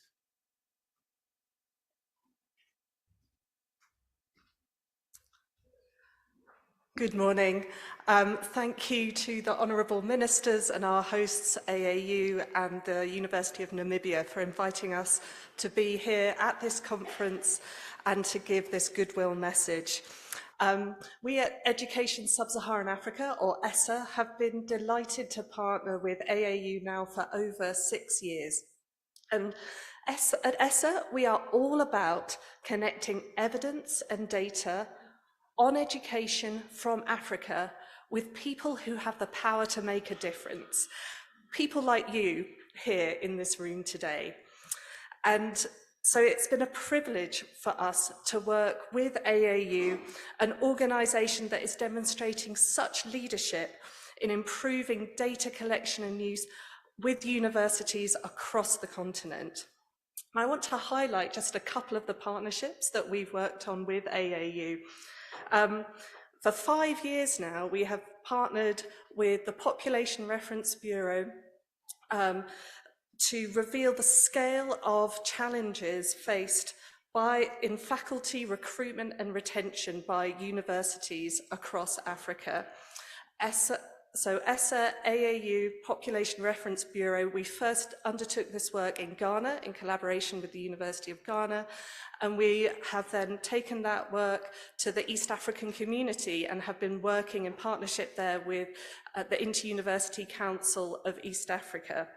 And you can hear the results of that work tomorrow. We'll be talking more about what we found in terms of faculty gaps and how we can fill those at the plenary session tomorrow afternoon.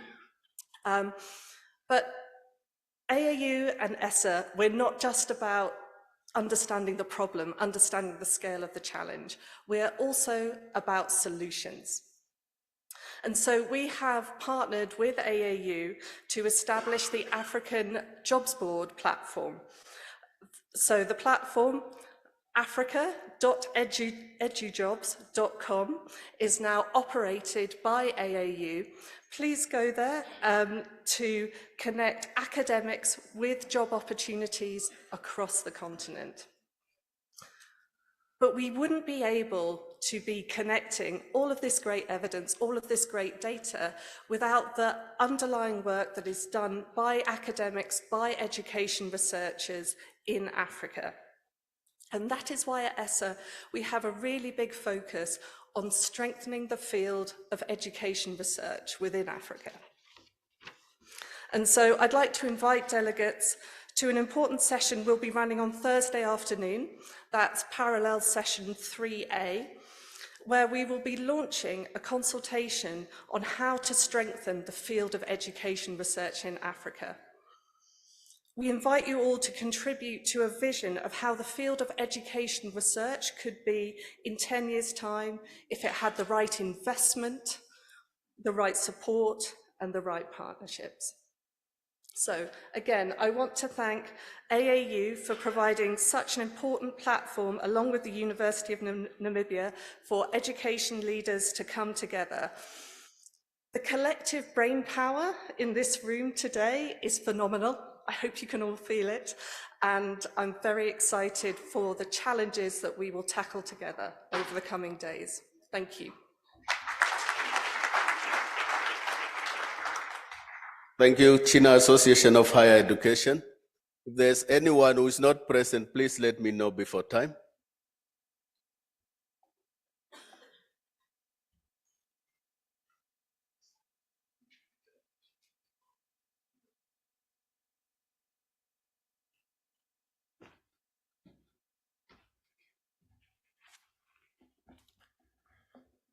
Distinguished Minister, guests, Presidents, ladies and gentlemen, friends, good morning. Thank you very much for conference committee invited our Chinese delegation of higher education attend this conference. And it is my great honor to have an opportunity here to deliver a speech.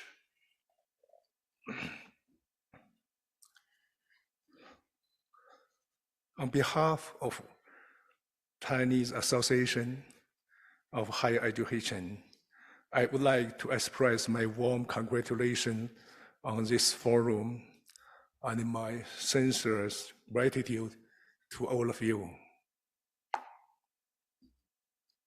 The world today is experiencing significant changes unseen in the century, with higher education undergoing profound transformation. How to achieve high quality development and make great contribution to social development is a major issue of the common sense in the field of higher education worldwide. This forum is both timely and significant as it focuses on how to promote the excellence of African higher education. Ladies and gentlemen, and friends, China and African countries are good friends, partners, brothers, who stand by each other through thick and thin. Our cooperation is with the people's want, and it is promising. In recent years, we have seen great achievements in the cultures and academic exchanges and scientific research cooperation between the two countries. And the strategic cooperation mechanism has been gradually established. In the 2020, CAHE and AAU established friendly pairs and jointly promote international exchanges and cooperation in higher education in the post-pandemic era, achieving certain progress also.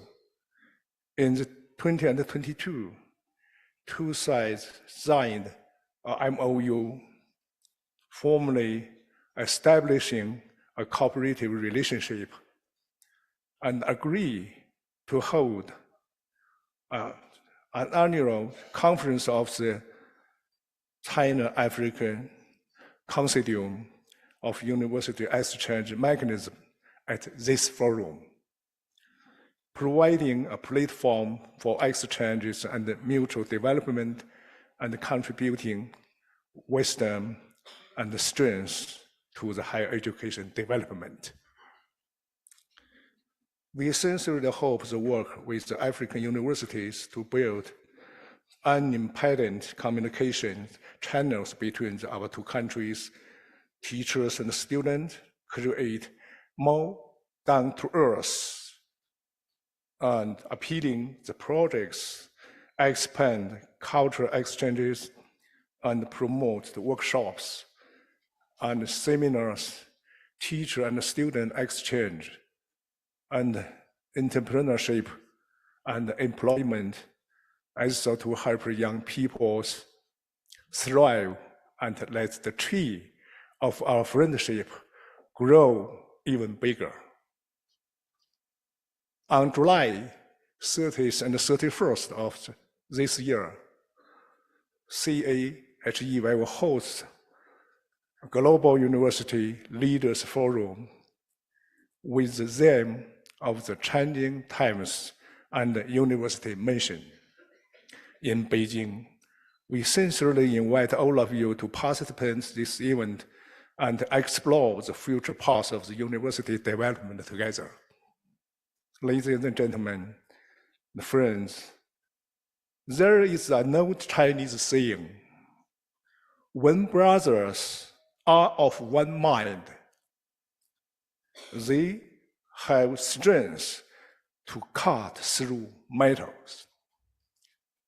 The bright future of the exchange and cooperation in higher education must be achieved with the joint effort of all of us.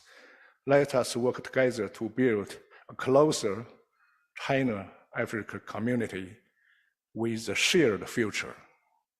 Finally, I wish the forum a full success, and I wish everyone good health and success in all of your endeavors. Thank you very much for your kind attention.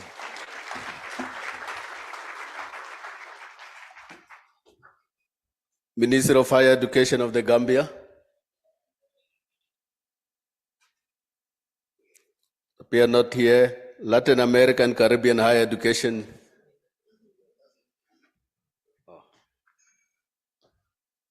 Thank you, Mr. Chair. I know he's a bit in a haste to get this done. Distinguished personalities here present, I stand proxy for the Minister of Higher Education, Research, Science and Technology, Professor Pierre Gomez, who asked me to give a very brief statement here. First of all, let me congratulate UNAM for being the host of this event. And we've been impressed since we arrived. And the theme, as we all know, Advancing Excellence in Higher Education in Africa. The Gambia remains a strong partner to the Association of African Universities. Just for a reminder, last November, we were the host of the ACE Impact Project in the Gambia. Unfortunately, the guy who was very present during the whole process, the former Vice President, we lost him in January this year.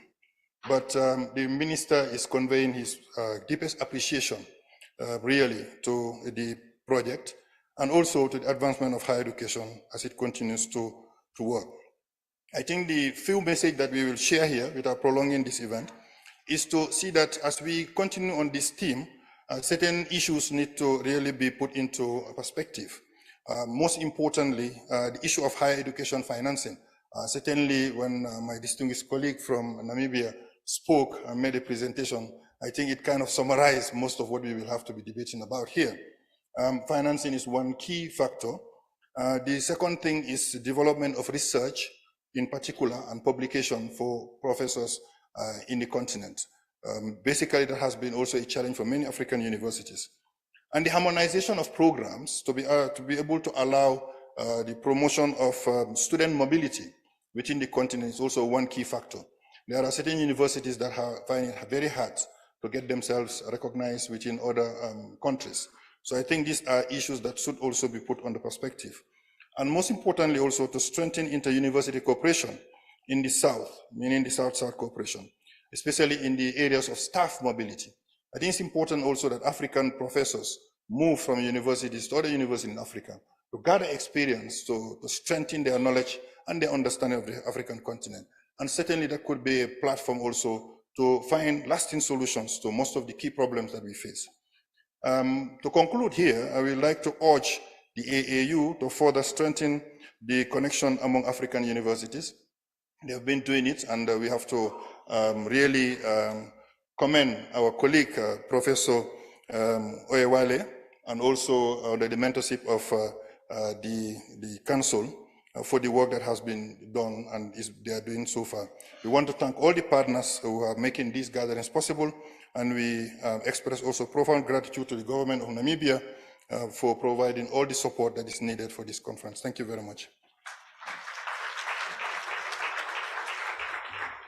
Thank you. Latin American and Caribbean higher education space.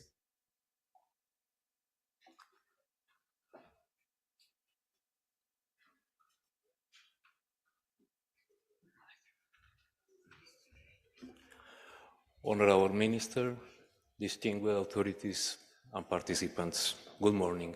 Buenos dias. It is a true honor for me to be accompanying you in this important conference. I greet you on behalf of the universities of Latin America and Caribbean. The Latin American and the Caribbean higher education space, ENLACES, is composed of national and regional organizations, networks, and higher education institutions that seek to articulate, integrate, and represent higher education in Latin America and the Caribbean. A special thanks to Professor Olusola, with whom we have been working for several years in order to identify the best routes that allow us to deepen the academic and research relationships between our continents. Professor Olusola, we are confident that thanks to your leadership, we will make significant progress in these shared goals. I would also like to thank L'Oréal Global for their ongoing work that facilitates our approach. We have a delegation from our continent, Argentina, Brazil, Mexico, Colombia, who will be accompanying you during this conference. Once again, thank you very much for this invitation. We hope it will be very beneficial for everyone. Thank you.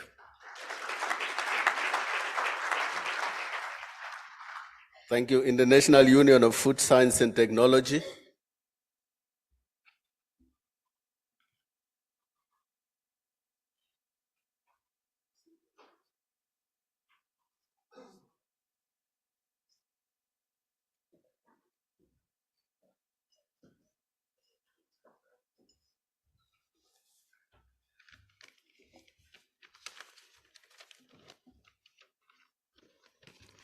Your Excellency, the Honorable Minister, distinguished ladies and gentlemen,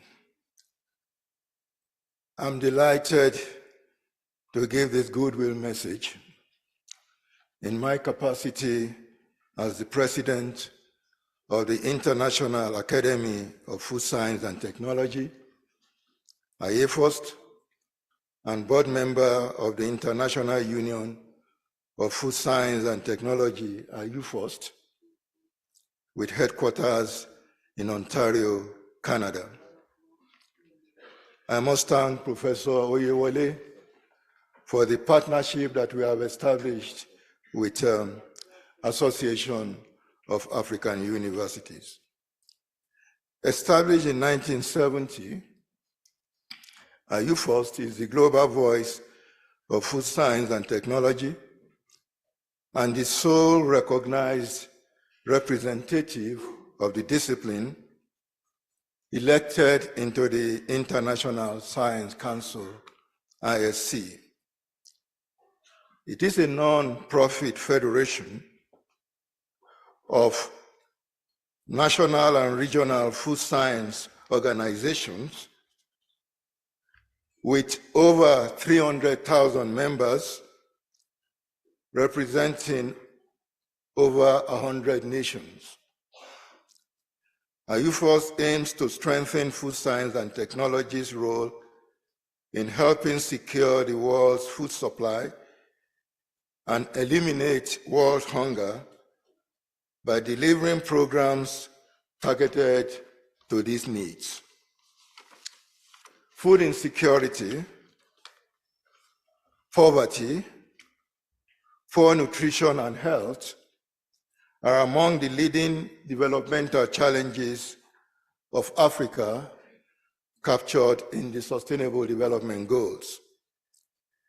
The theme of the 2023 Conference of Rectors, Vice Chancellors, and Presidents of African Universities, Advancing Excellence in African Higher Education, is particularly apt and underscores the partnership between IUFOST and the Association of African Universities in supporting food science and technology education in Africa through capacity building, curriculum development, international accreditation of degree programs, and other initiatives, as well as promoting food production and agro-processing.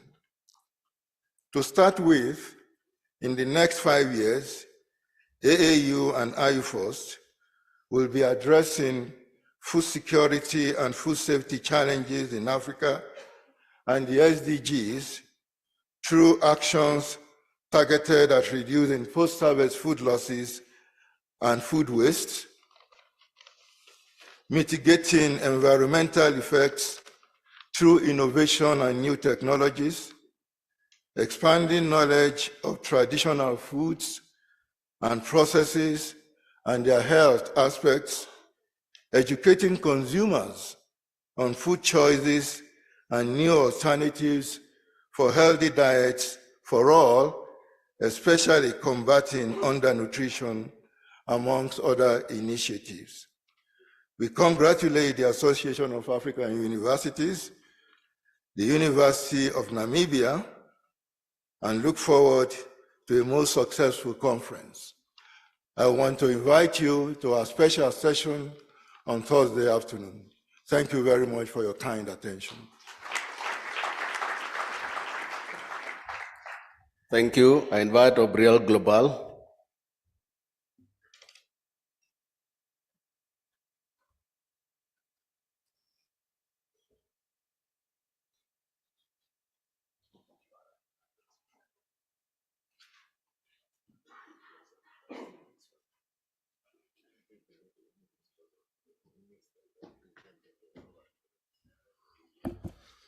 Dear Minister, dear President, dear Secretary General, good morning, bon dia, bonjour, guten tag, buen dia. Let me start apologizing for not being able to say good morning, one of the beautiful languages spoken in Namibia. I hope to learn how to say at least one of them, good morning, by the end of this trip. We at Obriel Global feel very proud to be here. I want to congratulate the University of Namibia and AAU for all the work done in organizing this conference. We also feel very proud to support all the work that, led by Professor Olusula, AAU is doing for African higher education. We have been working, Olusula and colleagues, for many years together, probably more than 10. And we have done many things, but I want to underline two initiatives that are going to be very present in the program in the next few days. The first one that has been advanced already by my European colleague, which is framed in an European Commission, African Union Commission initiative, the HAQUA initiative, that we will be speaking during the next days and in many sessions. It's a much more humble but ambitious initiative we have been promoting together with AAU is a truly and concrete inter-regional policy dialogue in higher education. The presence of a very numerous delegations from Europe, Argentina, Mexico, Brazil, and Colombia proves that the job we have been doing, dear Secretary General, is working. We are sure that, and we hope that this conference will be a milestone in enhancing the African voice, putting it at the center of a real South-South-North interregional approach that contributes to build bridges, to bring us closer, but also, and probably more important, to find solutions to the common challenges we share in Europe, Latin America, and Africa. Thank you very, very much. I invite German Academic Exchange Service.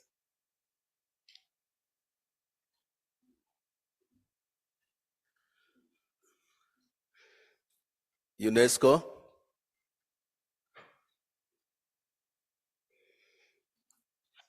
There seems not to be here. At this juncture, I will invite the Tswana Cultural Group, and after that, I will make an announcement on how we are proceeding. The Tswana Cultural Group, please come in.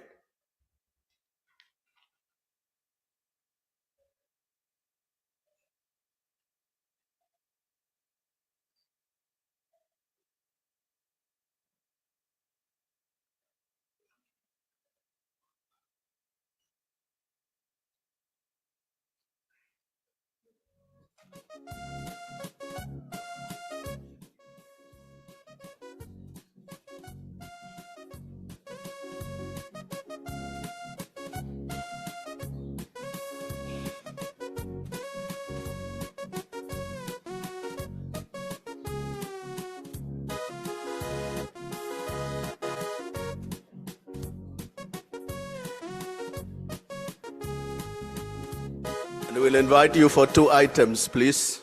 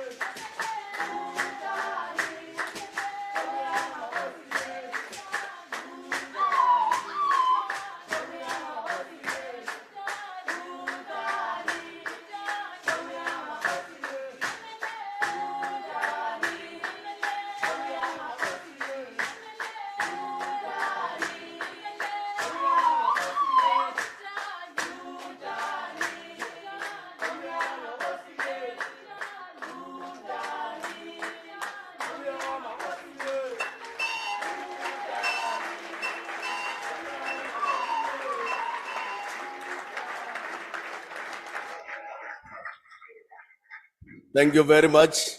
Thank you very much. Two announcements before we break. The first one is that the high table here will go down together with the board behind them for a photo. The rest of us will go outside where we'll take the group photo. Please, colleagues who are taking the photos, Leslie and Vellum, lead the people where we are taking the group photo. Please come forward so that people can follow you where we are going to take the group photo. And immediately after the group photo, we'll have our tea, maybe for 30 minutes. We are a little bit late, but we'll catch up with the program. When the next chairperson come on, he will announce what are some of the few changes that have been made to the program for us not to be too late. So we will take the group photo, the main table here, and behind them the board. The rest of us, let's go outside, follow the lady here. She will direct you where we are taking the group photo. After the group photo, just get your tea, and we want to spend only 10 minutes. So let's say by past, let's begin to be seated. No. So we'll sing the anthem at the closing of the conference. So let's go to the group photo, immediately tea. The high table will stand here with the board behind them for a photo. Please, let's go for our group photo and tea, and let's try to be back by past. Thank you.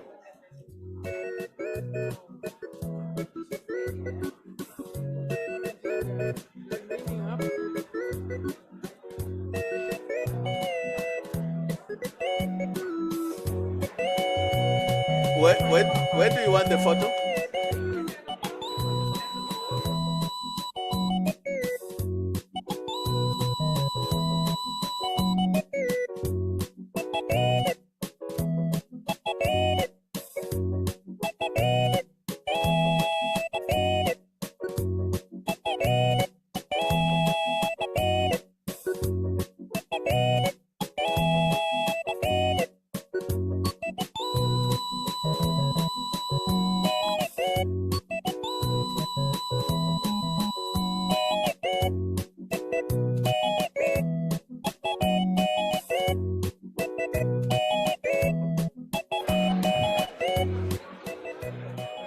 Those who were awarded, those who were recognized, please join us in the photo. Those who have been recognized, please join us in the photo.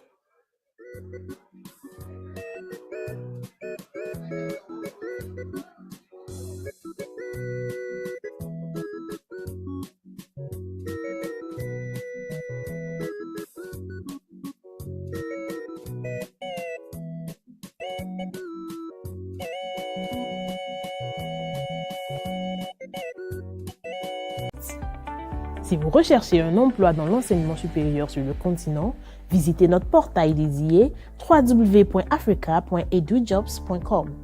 Pour des mises à jour sur le marché de l'emploi, vous pouvez également nous suivre sur Twitter et Instagram à AFJobsBoard.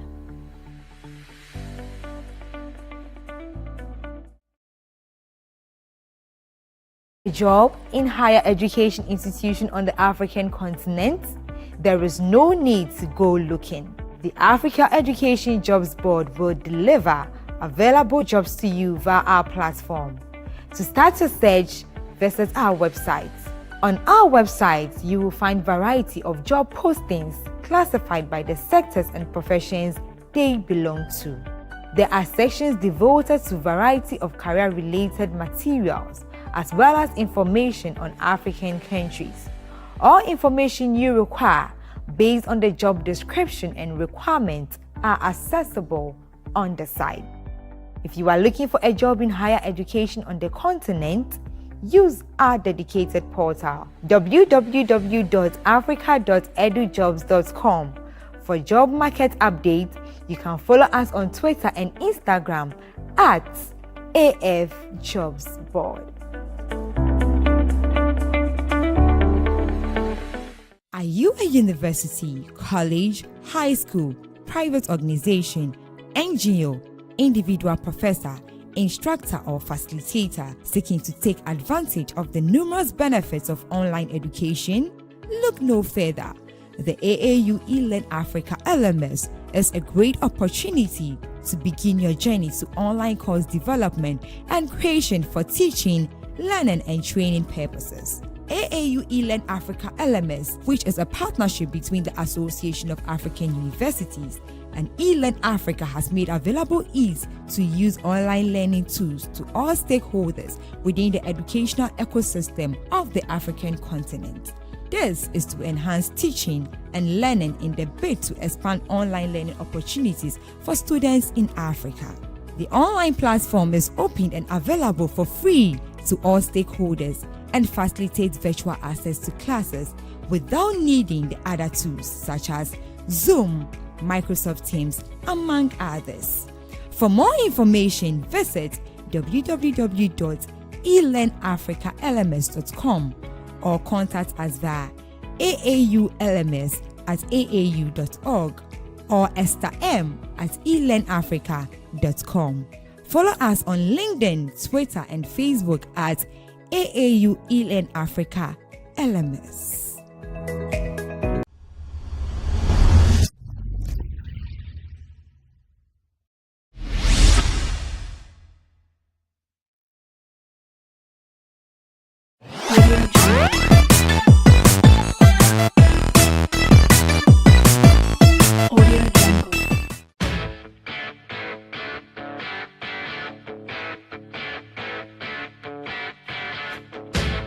People who have taken upon themselves to do great things, like the Steve Jobs and then Bill Gates, who do not do only chew and pour and then go and write their exams and pass. This is supposed to help the students develop individual thoughts or thoughts different from what the teacher might be inculcating in them. And so these discussions help students to grow. There are two key aspects of this presentation. Are you a university, college, high school, private organization, NGO, individual professor, instructor, or facilitator seeking to take advantage of the numerous benefits of online education? Look no further. The AAU eLearn Africa LMS is a great opportunity to begin your journey to online course development and creation for teaching, learning, and training purposes. AAU eLearn Africa LMS, which is a partnership between the Association of African Universities and eLearn Africa, has made available ease to use online learning tools to all stakeholders within the educational ecosystem of the African continent. This is to enhance teaching and learning in the bid to expand online learning opportunities for students in Africa. The online platform is open and available for free to all stakeholders and facilitates virtual access to classes without needing the other tools such as Zoom, Microsoft Teams, among others. For more information, visit www.elearnafricalms.com or contact us via aauLMS@aau.org or estherm@elearnafrica.com. Follow us on LinkedIn, Twitter, and Facebook at AAU eLearn Africa LMS.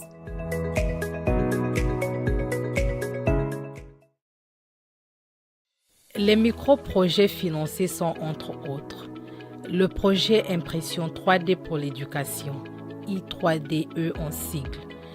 I3DE vise l'amélioration de la professionnalisation du processus pédagogique des écoles grâce aux technologies d'impression 3D. L'impression 3D est une technologie robuste, abordable. Via des micro-Fab Labs installés dans leurs établissements scolaires respectifs, les enseignants pourront modéliser et imprimer des modèles 3D de prototypes à des buts de simulation ou de travaux pratiques pendant les cours. Ce programme repose sur un processus continu de transfert de compétences aux écoles et un réseau de partage ressources didactiques issues de l'impression 3D. I3DE est une initiative conjointe de KAISTI et de ManLab. Renforcement de l'apprentissage individuel et amélioration de la qualité. Hey, so this is Dishant from Unica University Common Application. I recommend you to watch AAU television. AAU TV is the place to be for every person in higher education in Africa. Better be there or be nowhere. Continuez de regarder la télé et surtout sur le AAU. Keep watching it, and it will change the way you interact with higher education on the continent. AAU, great job. I want to tell you that AAU television is fantastic, it's educative, it's informative, and it is a must for anybody who is interested in higher education in Africa. When I was in Accra last year, I did an interview on this TV. It's a very important mouthpiece. It's a data, it's a bank of all we need for the development of higher education in Africa. People should make an effort to view it because it discusses very current issues of development across the continent. I believe that the station will continue to promote the overall development of Africa, particularly in the tertiary education sector. AAU TV provides a platform and shares a lot of information to a broader audience. So we wish you all the best and please continue serving AAU TV, the voice of higher education in Africa.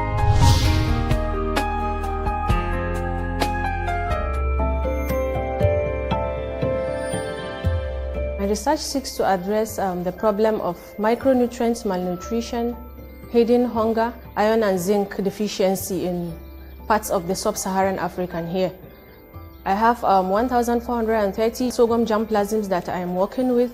We are trying to test the antinutritional content of this sorghum, which is phytic acid, as one of the antinutritional content of sorghum. We're trying to reduce the level of that phytic acid because we humans, when we utilize phytic acid, we don't have the intestinal phytase that now breaks down this phytic acid. Africa is plagued by hunger, malnutrition, and low levels of food production in the sub-region. According to the World Economic Forum, over 20% of people in Africa suffer from chronic hunger. Food insecurity in the sub-region has undoubtedly increased over the years because of climate change, loss of soil fertility, drought, and other challenges. These agricultural challenges necessitated the establishment of 7 centers of excellence in countries like Côte d'Ivoire, Ghana, Nigeria, Niger, Senegal, and Togo to tackle the aforementioned problems. So far, these centers, like the West Africa Center for Crop Improvement, WACI, and the Regional Center of Excellence on Avian Sciences, CESA, have made massive impact. Currently, WACI has released 3 maize hybrid varieties as well as 3 tomato hybrid varieties in the country. 2 of the maize varieties that have been released are among the highest yielding varieties released in Ghana, yielding between 9 to 10 tons per hectare. WACI has turned out 105 PhDs in plant breeding, currently working in 15 countries in Africa. Our alumni have released over 200 improved varieties of crop plants currently being used in farmers' fields, and have also attracted over $57 million to their research programs in their institutions. We have trained 52 entrepreneurs who are currently leading innovations in various areas. The centers have built strong collaborations with the private sector and supported partners through their research findings. Notably, CESA is extending support to one of its partners by introducing the production of maggot and black soldier fly larvae as poultry feed to replace fish meal. L'expérimentation d'élevage d'asticots vient de CERSA. C'est CERSA qui nous a instruits à le faire. On a connu les BSF. Et les BSF sont venus à point nommé, c'est-à-dire au moment où le soja nous échappait. Other agric ACEs within the ACE Impact Project and the ACE2 project in East and Southern Africa have also made the following impact.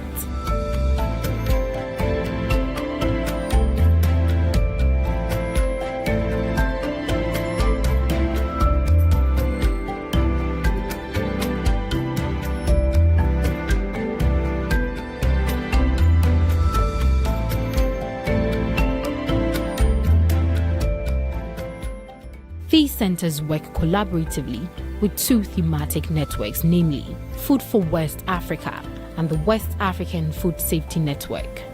The Agric ACEs are focused on working towards eradicating food insecurity in Africa through high-quality research.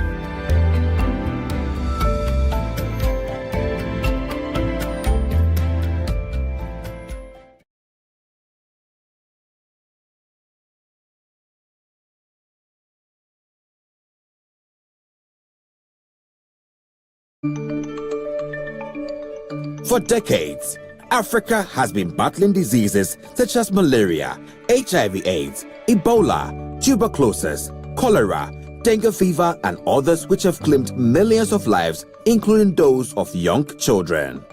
Out of the 53 Africa Higher Education Centers of Excellence, 13 in Burkina Faso, Ghana, Guinea, Nigeria, and Senegal, and in the health thematic area, have been collaborating to undertake scientific research and build a critical mass of experts to strengthen the sector and overcome its peculiar challenges. The Africa Center of Excellence in Genomics and Infectious Diseases, ACEGID, and the West Africa Center for Cell Biology of Infectious Pathogens, WACBIP, have over the years contributed significantly to disease control, prevention, and health-focused research in Africa. Within 4 months of the Ebola outbreak, we did something that has never been done in the history of science before. We were able to develop a 10-minute rapid diagnostic test for Ebola. That is the only test which is today approved by the US FDA and WHO. So the introduction of that test actually in the field, knowing within 10 minutes that somebody was infected or not, was a major turning point to contain the outbreak. Look at the impact that we and others have had on COVID. When you hear about Delta variant, we are the ones who put it out there that you have Delta variant in Ghana. Because the research that we do, the ability to sequence viruses and identify variants did not exist 10 years ago.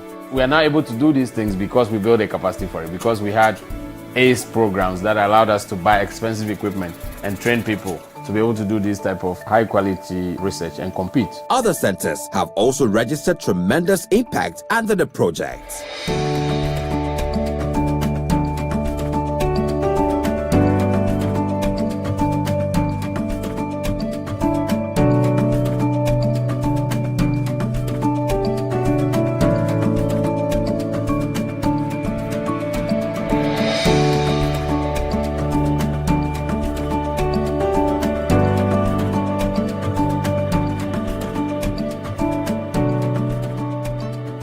Students within the Health Centers of Excellence undertake key research projects that directly tackle health problems in the sub-region.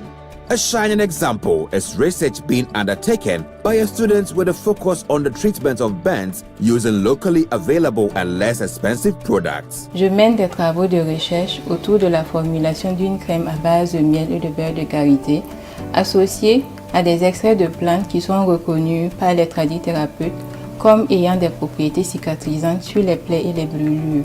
Ces travaux s'inscrivent dans la dynamique du CAC Forum qui est de contribuer à la valorisation des ressources naturelles locales produites au Burkina Faso.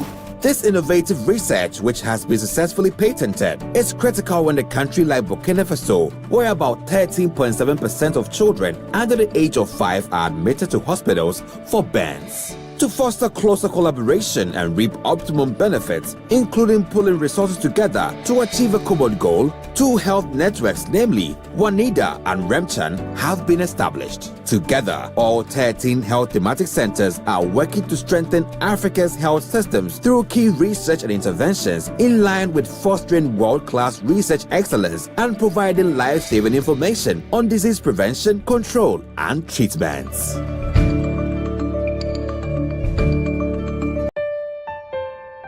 Building centers of excellence in Africa aims to support human capital development, which is critical for achieving economic growth, reducing poverty, and stemming the brain drain of young people who seek opportunities outside the region. We needed a lot of improvement in the science, technologies, and engineering.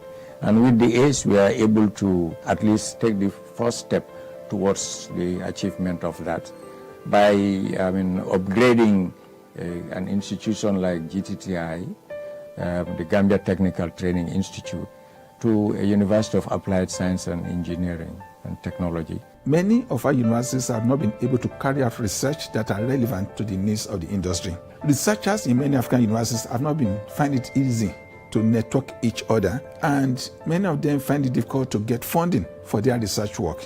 In addition, they find it difficult to get appropriate facilities to carry out their research. The Africa Higher Education Centers of Excellence project is a World Bank flagship initiative in collaboration with 20 African governments, the Association of African Universities, Inter-University Council for East Africa, and the French Development Agency, AFD. The project supports 75 centers of excellence in 50 universities in Africa to respond to regional developmental challenges. The ACE project was funded with an initial amount of $587 million from the World Bank and $72 million from the AFD. The ACE Impact project aims to advance quality and quantity access to postgraduate education within the region in selected universities through regional specialization and collaboration. Since the inception of the project in 2014, the ACE project has trained about 70,000 students, with close to 7,000 being PhDs, about 30,000 master's students, and almost 15,000 females.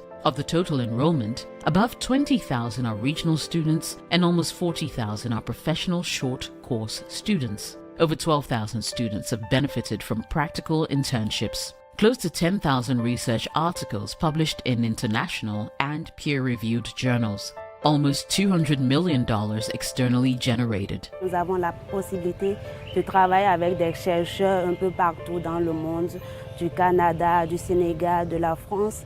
Moi, personnellement, j'ai eu à travailler avec des chercheurs du Sénégal grâce au CEA qui nous offre des partenariats un peu partout dans le monde. The ACE is a series of projects being implemented since 2014. Under the project, 3 cohorts of ACEs have been introduced, namely ACE 1, ACE 2, and ACE Impact, involving various African countries.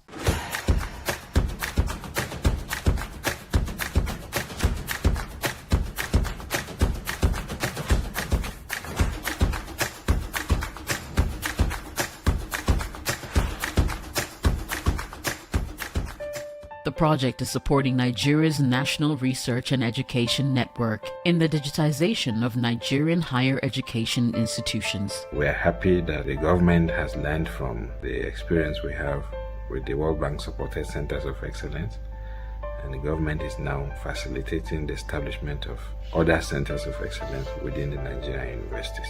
Through funding from the World Bank and the AFD, centers have come together to form 12 multidisciplinary thematic regional networks and are collaborating to address various development challenges.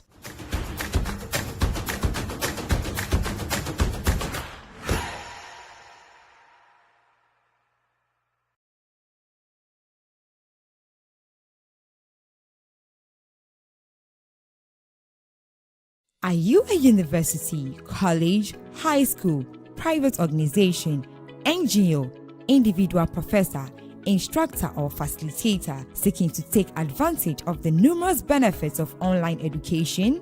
Look no further. The AAU eLearn Africa LMS is a great opportunity to begin your journey to online course development and creation for teaching, learning and training purposes. AAU eLearn Africa LMS, which is a partnership between the Association of African Universities and eLearn Africa, has made available ease to use online learning tools to all stakeholders within the educational ecosystem of the African continent. This is to enhance teaching and learning in the bid to expand online learning opportunities for students in Africa. The online platform is open and available for free to all stakeholders and facilitates virtual access to classes without needing the other tools such as Zoom, Microsoft Teams, among others. For more information, visit www.elearnafricalms.com or contact us via aauLMS@aau.org or estherm@elearnafrica.com. Follow us on LinkedIn, Twitter, and Facebook at AAU eLearn Africa LMS. Cherchez-vous un emploi dans les établissements d'enseignement supérieur en Afrique? Ne cherchez plus loin. African Education Jobs Board vous fournira des emplois disponibles via sa plateforme. Sur notre plateforme, vous trouverez une variété d'offres d'emploi classées par secteur et profession. Des sections sont aussi disponibles pour des informations sur les carrières ainsi que sur les pays africains. Toutes les informations dont vous aurez besoin en fonction des descriptions et d'exigences du poste sont accessibles sur le site. Si vous recherchez un emploi dans l'enseignement supérieur sur le continent, visitez notre portail dédié www.africa.edujobs.com. Pour des mises à jour sur le marché de l'emploi, vous pouvez également nous suivre sur Twitter et Instagram à AFJobsBoard. Looking for a job in higher education institution on the African continent? There is no need to go looking. The Africa Education Jobs Board will deliver available jobs to you via our platform. To start your search, visit our website. On our website, you will find variety of job postings classified by the sectors and professions they belong to. There are sections devoted to variety of career-related materials, as well as information on African countries. All information you require based on the job description and requirements are accessible on the site. If you are looking for a job in higher education on the continent, use our dedicated portal www.africa.edujobs.com. For job market updates, you can follow us on Twitter and Instagram at AFJobsBoard. PRICNAC, promotion de la recherche, de l'innovation et de la culture numérique en Afrique centrale, est un projet qui ambitionne de contribuer globalement à la mise en place en Afrique centrale d'un environnement de recherche et d'innovation inclusive au service du développement durable et de la réduction de la pauvreté. Débuté en janvier 2021 pour une durée de 4 ans, PRICNAC est un consortium constitué de 5 organisations dont l'Association des universités africaines est membre et l'Agence universitaire de la francophonie assure le rôle de coordonnateur. C'est aussi un réseau de recherche et d'innovation jouant le rôle de facilitateur ou d'intermédiaire auprès des bailleurs de fonds. Au total, 8 micro-projets intervenant dans le cadre du projet PRICNAC au Cameroun, au Congo, au Gabon, en République centrafricaine, en République démocratique du Congo et à Sao Tomé et Principe, afin de faciliter le développement et le transfert de solutions durables adaptées aux réalités locales et aussi de permettre aux établissements d'enseignement secondaire et supérieur d'adapter leur offre de formation pour que celle-ci soit en adéquation avec le monde du travail. Innovation, créativité, inclusion, coopération multiparties prenantes, échange multidirectionnel de pratiques, internationalisation de la coopération locale et régionale. Who had come to the then academy. So when they used to come, we didn't know a thing called the university. We knew the academy, and we envied them. They would come with these nice track pants, having nicely branded. And some of us started to think, oh, this is a place where we should go to one day. After the establishment of the University of Namibia by an Act of Parliament in 1992, the first Chancellor to be appointed was none other than His Excellency, the founding father of the Namibian nation, Dr. Sam Nujoma. The second Chancellor was the former President, His Excellency Dr. Hifikepunye Pohamba. The first Vice-Chancellor for the University of Namibia was Honorable Professor Peter Kachavivi, followed by Professor Lazarus Hangula. The two are credited for doing two very different things. Professor Kachavivi is credited for establishing the foundation of the University of Namibia by upskilling many staff to master's and professor level, whilst Professor Hangula is credited with physical infrastructural expansion that has seen multiple campuses of UNAM across the country.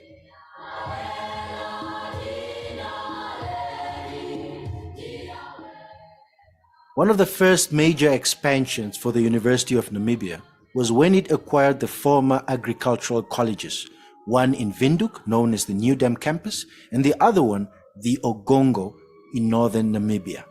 The second major expansion for the University of Namibia was when it merged with the former educational colleges across the country.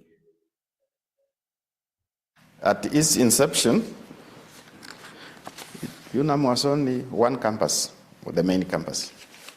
Now it is boasting 12 campuses located in strategic regions of Namibia, so that students living from certain area, at least areas or regions, have the opportunity to go to attend the University of Namibia without all of them just traveling to Windhoek.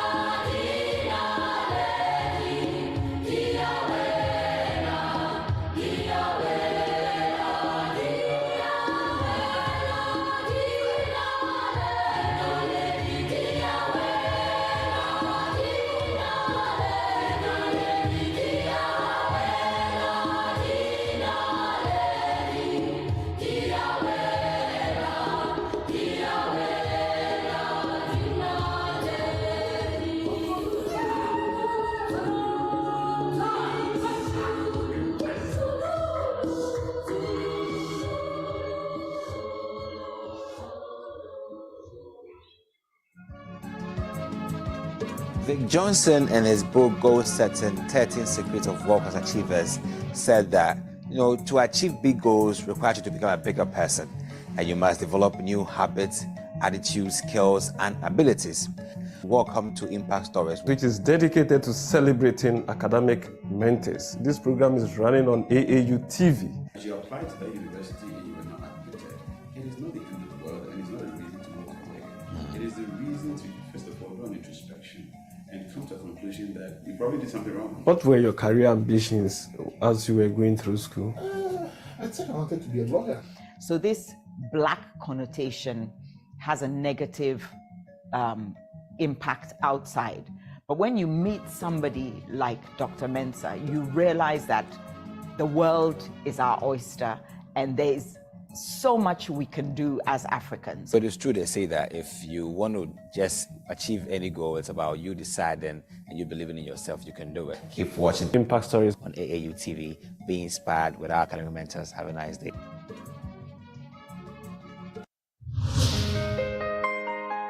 Hey, so this is Dishant from Unica University Common Application. I recommend you to watch AAU Television. AAU TV is the place to be for every person in higher education in Africa. Better be there or be nowhere. Continuez de regarder la télé et surtout sur le AAU. Keep watching it and it will change the way you interact with higher education on the continent. AAU, great job. I want to tell you that AAU Television is fantastic.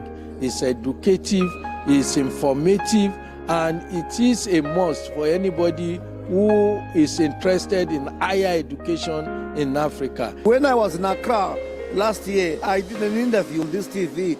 It's a very important mouthpiece. It's a data, it's a bank of all we need for the development of higher education in Africa. People should make an effort to view it because it discusses very current issues of development across the continent. I believe that the station will continue to promote the overall development of Africa, particularly in the tertiary education sector. AAU TV provides a platform and shares a lot of information to a broader audience. So we wish you all the best and please continue serving AAU TV, the voice of higher education in Africa.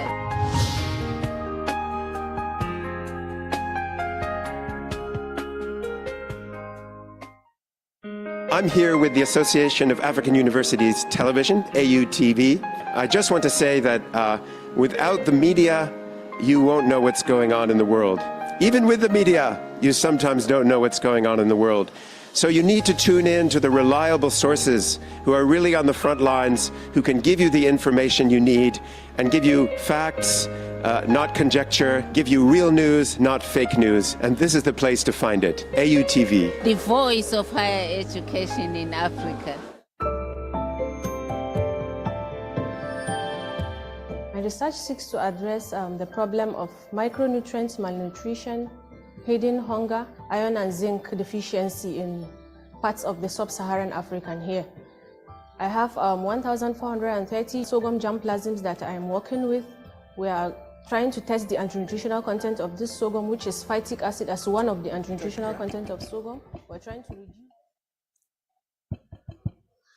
May I invite the Permanent Secretary, Minister of Education in Argentina, to please come up. And then Marina. Hey, so this is Dishant from Unica University Common Application. I recommend you to watch AAU television. AAU TV is the place to be for every person in higher education in Africa. Better be there or be nowhere. Continuez de regarder la télé. B, two presentations, one on the overview of higher education development in Namibia, but somehow this has been presented. So we will only be restricting ourselves to one presentation from Argentina before we go for our lunch. You're welcome, sir.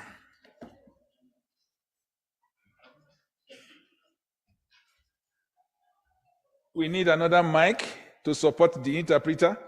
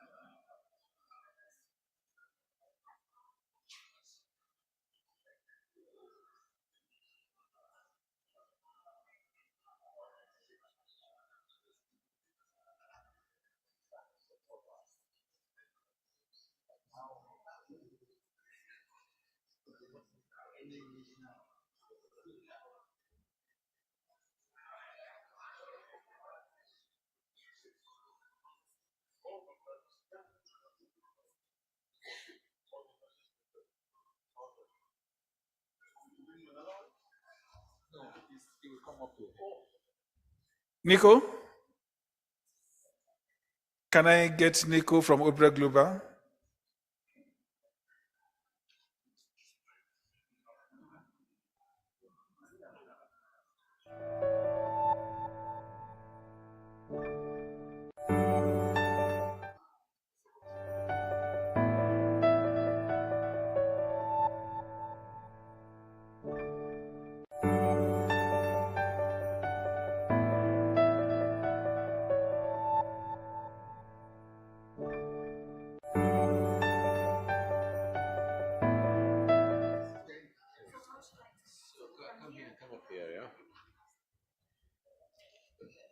And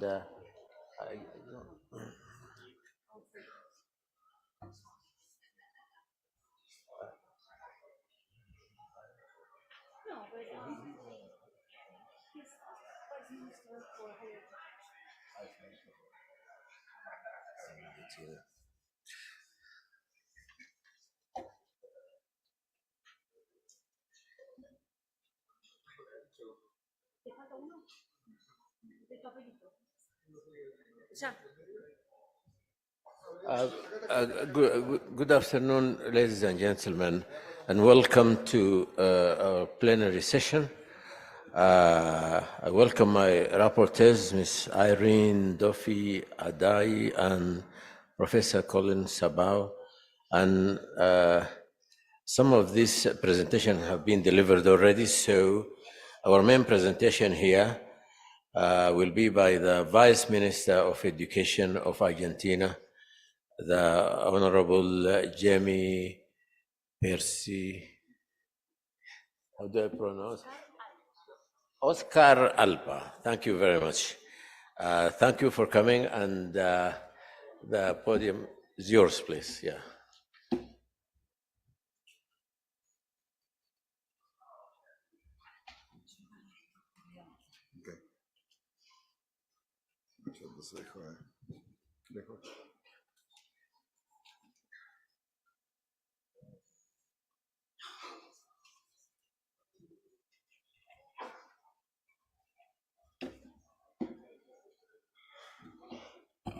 Hello, good morning. Sorry, my presentation is in Spanish, okay? But we will have consecutive interpretation in English. Thank you. En primer lugar, como secretario de Políticas Universitarias, le traigo el saludo afectuoso del Ministro de Educación de la República Argentina, Jaime Persic, que hubiera querido estar presente hoy aquí, pero cuestiones de índole gubernamental se lo han impedido, pero me ha solicitado que resaltara su compromiso personal con el establecimiento de este diálogo interregional sobre educación superior y desarrollo que nos une a ambos lados del Atlántico. Good morning. First of all, I bring you the warm greetings of the Minister of Education of the Argentine Republic, Jaime Persic, who would have liked to be here today. Domestic and governmental issues have prevented him from being here today, but he has asked me, as Vice Minister of Higher Education Policy, to emphasize his personal commitment to the establishment of this interregional dialogue on higher education and development that unites us on both sides of the Atlantic. También quisiera previamente realizar algunos agradecimientos al Gobierno de Namibia y a la Universidad de Namibia por la calidez del recibimiento y las intenciones recibidas en las instancias de preparación y organización de nuestro desplazamiento. Secondly, I would like to make some considerations. We would like to thank the Namibian government and the University of Namibia for the warmth of the reception and the attentions provided in the preparation and organization of our trip. A la Asociación Africana de Universidades y a su secretario general, profesor Olusola Yewale, a quien tuve el gusto de conocer en Buenos Aires por la invitación a Argentina a formar parte de este destacado evento de carácter internacional y en el que estamos participando con una nutrida delegación de universidades, de rectores y vicerrectora, 6 en total, de nuestras universidades públicas argentinas y de nuestro Ministerio de Educación, como una muestra del compromiso con la colaboración interregional y de apoyo de la construcción de una relación sostenible con el sistema universitario africano. We would like to thank the African Association of Universities and its Secretary General, Professor Olusola Oyewole, whom I had the pleasure of meeting in Buenos Aires in March, for the invitation to be part of this outstanding international event in which we are participating with a large delegation of 5 rectors and a vice rector of Argentine public universities and 2 officials of the Ministry of Education, as a sign of our commitment to interregional collaboration and support for the construction of a sustainable relationship with the African university system. Agradecer a Oreal Global por los esfuerzos para fomentar y liderar espacios interregionales y de encuentro entre nuestras regiones que sirvan para la integración de los sistemas universitarios, así como la búsqueda de sinergias y soluciones innovadoras orientadas al desarrollo de nuestros pueblos. We would like to thank Oberá Global for its efforts to promote and lead interregional spaces and meetings between our regions that serve for the integration of university systems, as well as the search for synergies and innovative solutions aimed at the development of our people. Reiterar el agradecimiento por la visita a Buenos Aires en marzo del Comisario de Educación, Ciencia y Tecnología e Innovación de la Unión Africana, profesor Verjonsin, y de los secretarios generales de la Asociación Africana de Universidades y del UCEA, y de rectores y autoridades de las universidades de Mozambique, así como reiterar nuestra invitación permanente a todos ustedes para que nos visiten en Argentina y en América Latina y el Caribe. Las puertas de las universidades argentinas y latinoamericanas estarán siempre abiertas para las universidades y los profesores y estudiantes africanos. To reiterate our gratitude for the visit to Buenos Aires in March of the Commissioner for Education, Science, Technology and Innovation of the African Union, Professor Mohamed Belosin, and of the Secretaries General of the African Association of Universities and IUCEA, and of rectors and authorities of universities in Mozambique, as well as to reiterate our permanent invitation to all of you to visit us in Argentina, Latin America, the Caribbean. The doors of our universities will always be open to African universities, professors, and students. Para comenzar mi intervención, quisiera compartir con ustedes los elementos salientes de la visión latinoamericana y caribeña respecto de la educación superior en nuestra región, la cual emana principalmente de las declaraciones de las conferencias regionales celebradas en 2008 en Colombia y en 2018 en Córdoba, Argentina. To begin my intervention, I would like to share with you the principal elements of the Latin America and the Caribbean vision regarding higher education in our region, which emanate mainly from the declaration of the regional conferences held in Colombia in 2008 and in Córdoba, Argentina in 2018. Entendemos que la educación superior es un bien público, social, un derecho humano universal y una responsabilidad indelegable de los estados, en particular en lo referido a su financiamiento. En Argentina, por caso, las universidades públicas no cobran a sus estudiantes derecho de inscripción o matrícula y el acceso a ellas es libre y universal. El Estado argentino garantiza el acceso irrestricto a nuestras universidades a todas las personas que quieren habitar y vivir en nuestro territorio con independencia de su nacionalidad. We understand that higher education is a social public good, a universal human right, and an undelegable responsibility of the states, particularly with regard to its financing. In Argentina, for example, public universities do not charge students enrollment or tuition fees, and access to them is free and universal. The Argentine state guarantees unrestricted access to our universities to all people who wish to live in our territory, regardless of their nationality. En nuestra región, además, ponemos en valor la diversidad, tanto cultural como lingüística, de nuestras naciones. In our region, we also value the cultural and linguistic diversity of our nations. Apostamos por la cooperación solidaria entre instituciones de educación superior y sistemas universitarios para el desarrollo de los pueblos y para la progresiva superación de las desigualdades. We are committed to solidarity-based cooperation between higher education institutions and university systems for the development of people and the progressive overcoming of our inequalities. Entendemos que la educación superior es un factor de desarrollo, lo que convierte a las universidades en agentes críticos del desarrollo de nuestros países. We understand that higher education is a factor for development, which makes universities critical agents for the development of our countries.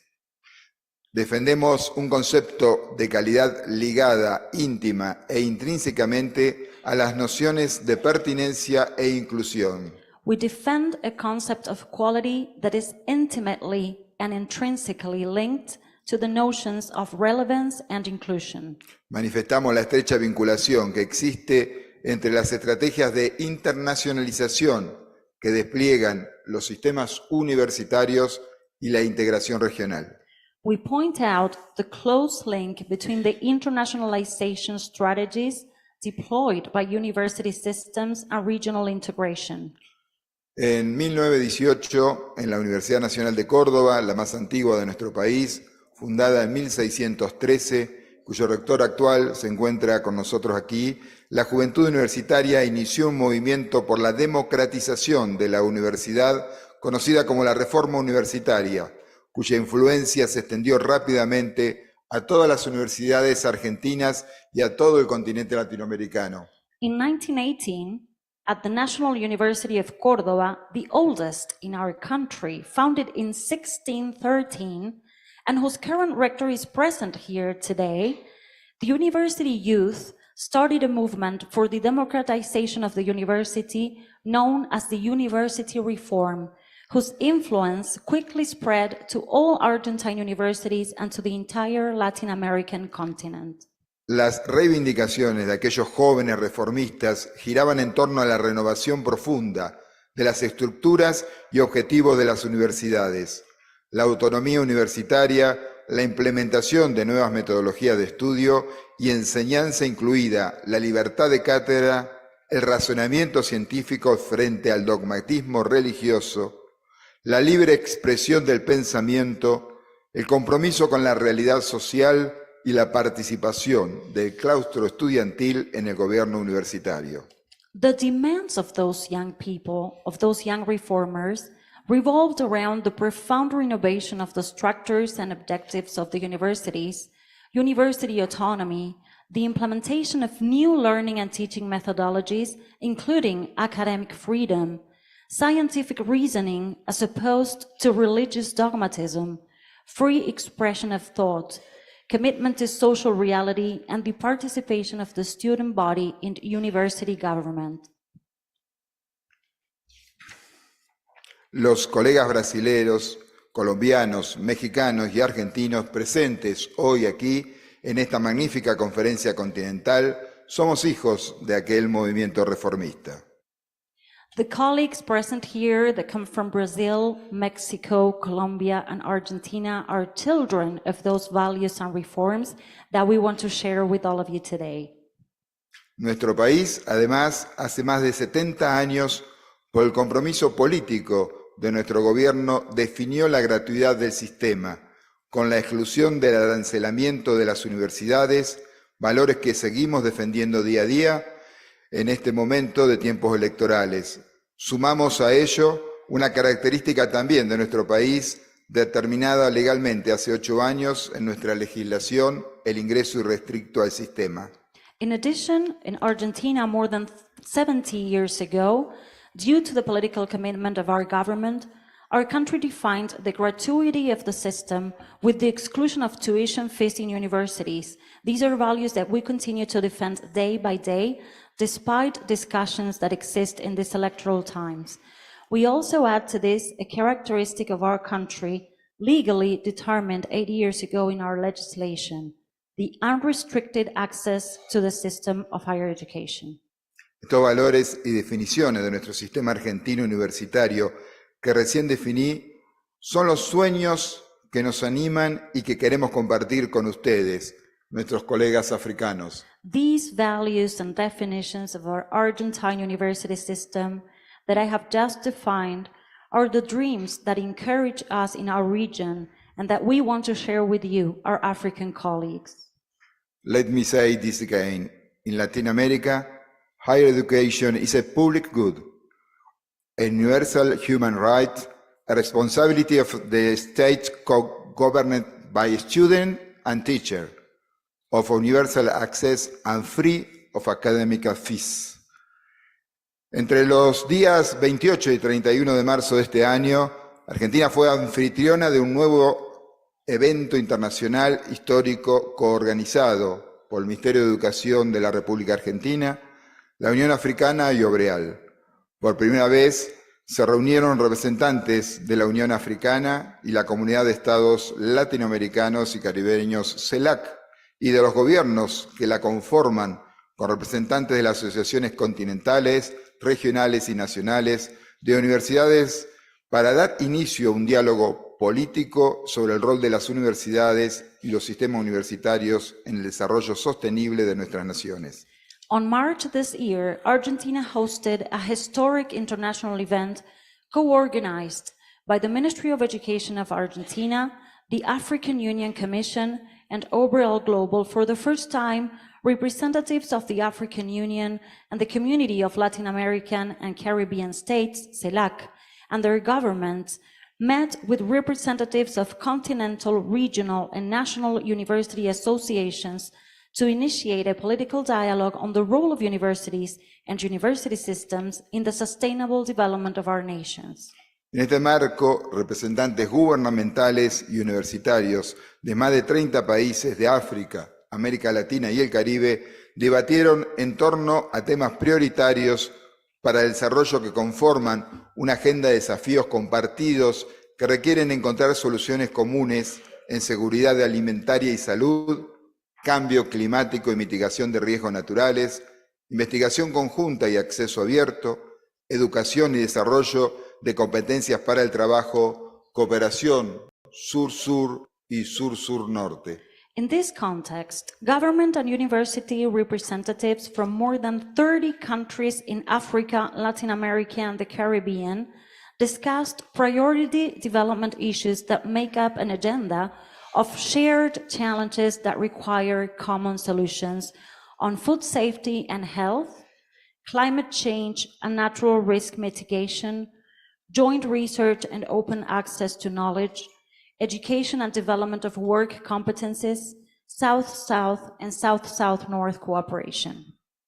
La vocación que nos une y guió aquel encuentro, estamos seguros de que se renueva en esta conferencia que nos reúne en Namibia, generar interlocutores novedosos para hallar soluciones innovadoras a retos que nos resultan comunes y que, como hace un rato vimos en estos mapas que nos mostraba justamente el vice-chancellor de la Universidad de Namibia, que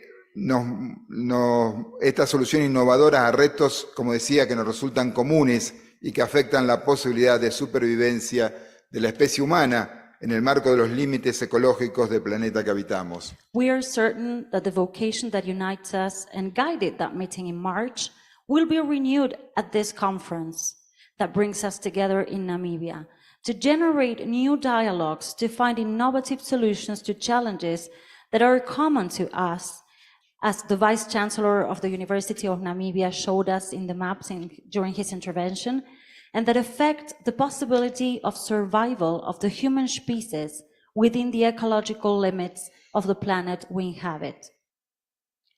Esa es la escala del desafío.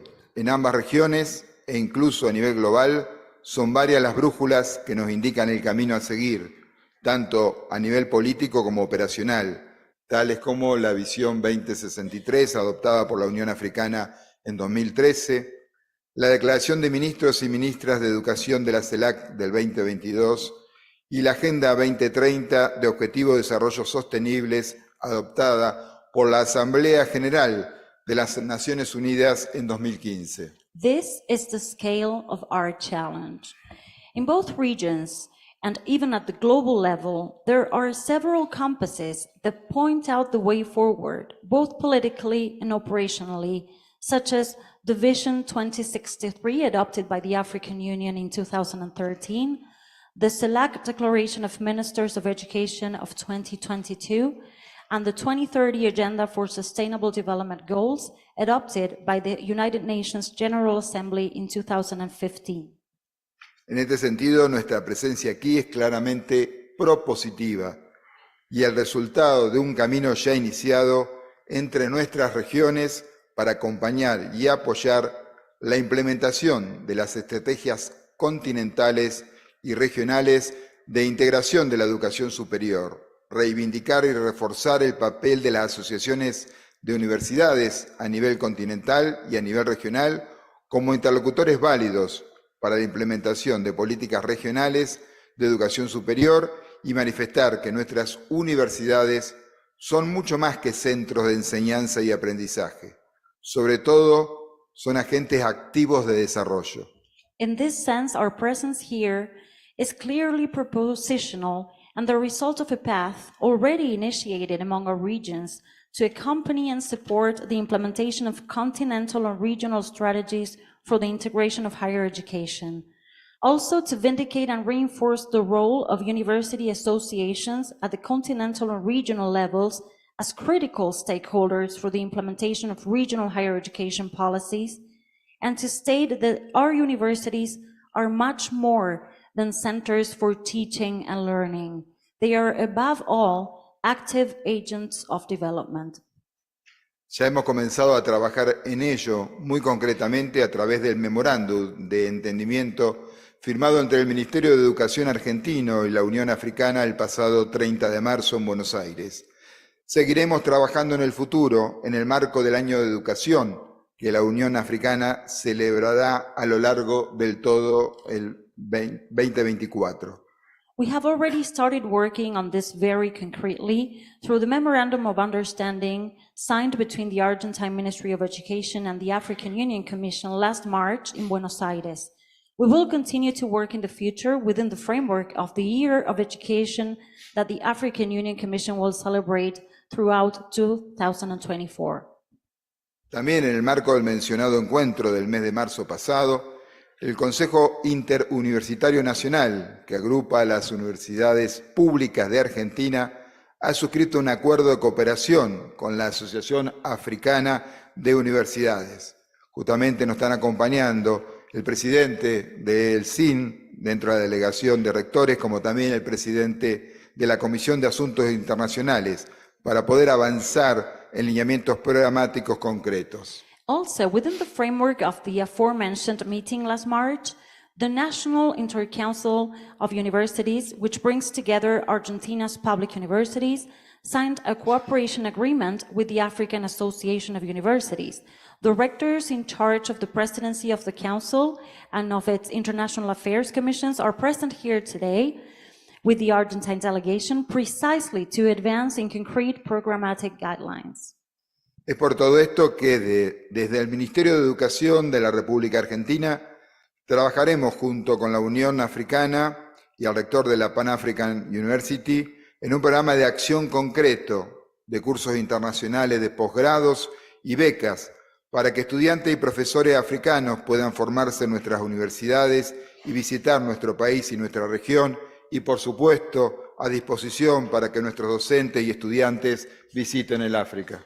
It is for all these reasons that from the Ministry of Education of the Argentine Republic, we will work together with the African Union Commission and with the rector of the Pan-African University in a concrete action program of international postgraduate courses and scholarships so that African students and professors can be trained in our universities and visit our country and our region, and of course, for our own students and teachers to come to the African universities.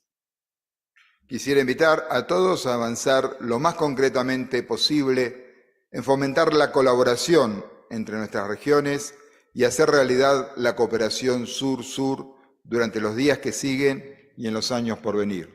I would like to invite everyone to move forward as concretely as possible in fostering collaborations between our regions and making South-South cooperation a reality during these days ahead and in the years to come.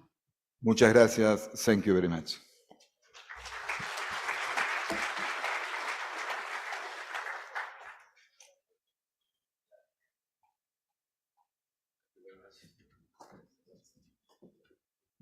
Thank you.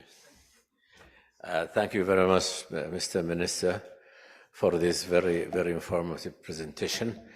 We are not too bad for time, so we can break for lunch now. This is a full hour. So please make sure you are back here by 2:10. Thank you very much. See you later. And just to note that the Argentine government is offering a special scholarship for masters and PhD in Africa, tuition free when you come to Africa, to Argentina for such support. And they will be glad to discuss with leaders of higher education in Africa who may want to send their products to Argentina for the continuation of their studies. Thank you. So we now go for lunch. I believe somebody will be giving us information about the arrangement made for lunch. Thank you very much. The lunch will be at the restaurant. We get out here and turn to our right and move up to the restaurant. As we are a bigger group, let's just be considerate that we eat fast and give an opportunity to others, but it will be in the restaurant. There will be people out.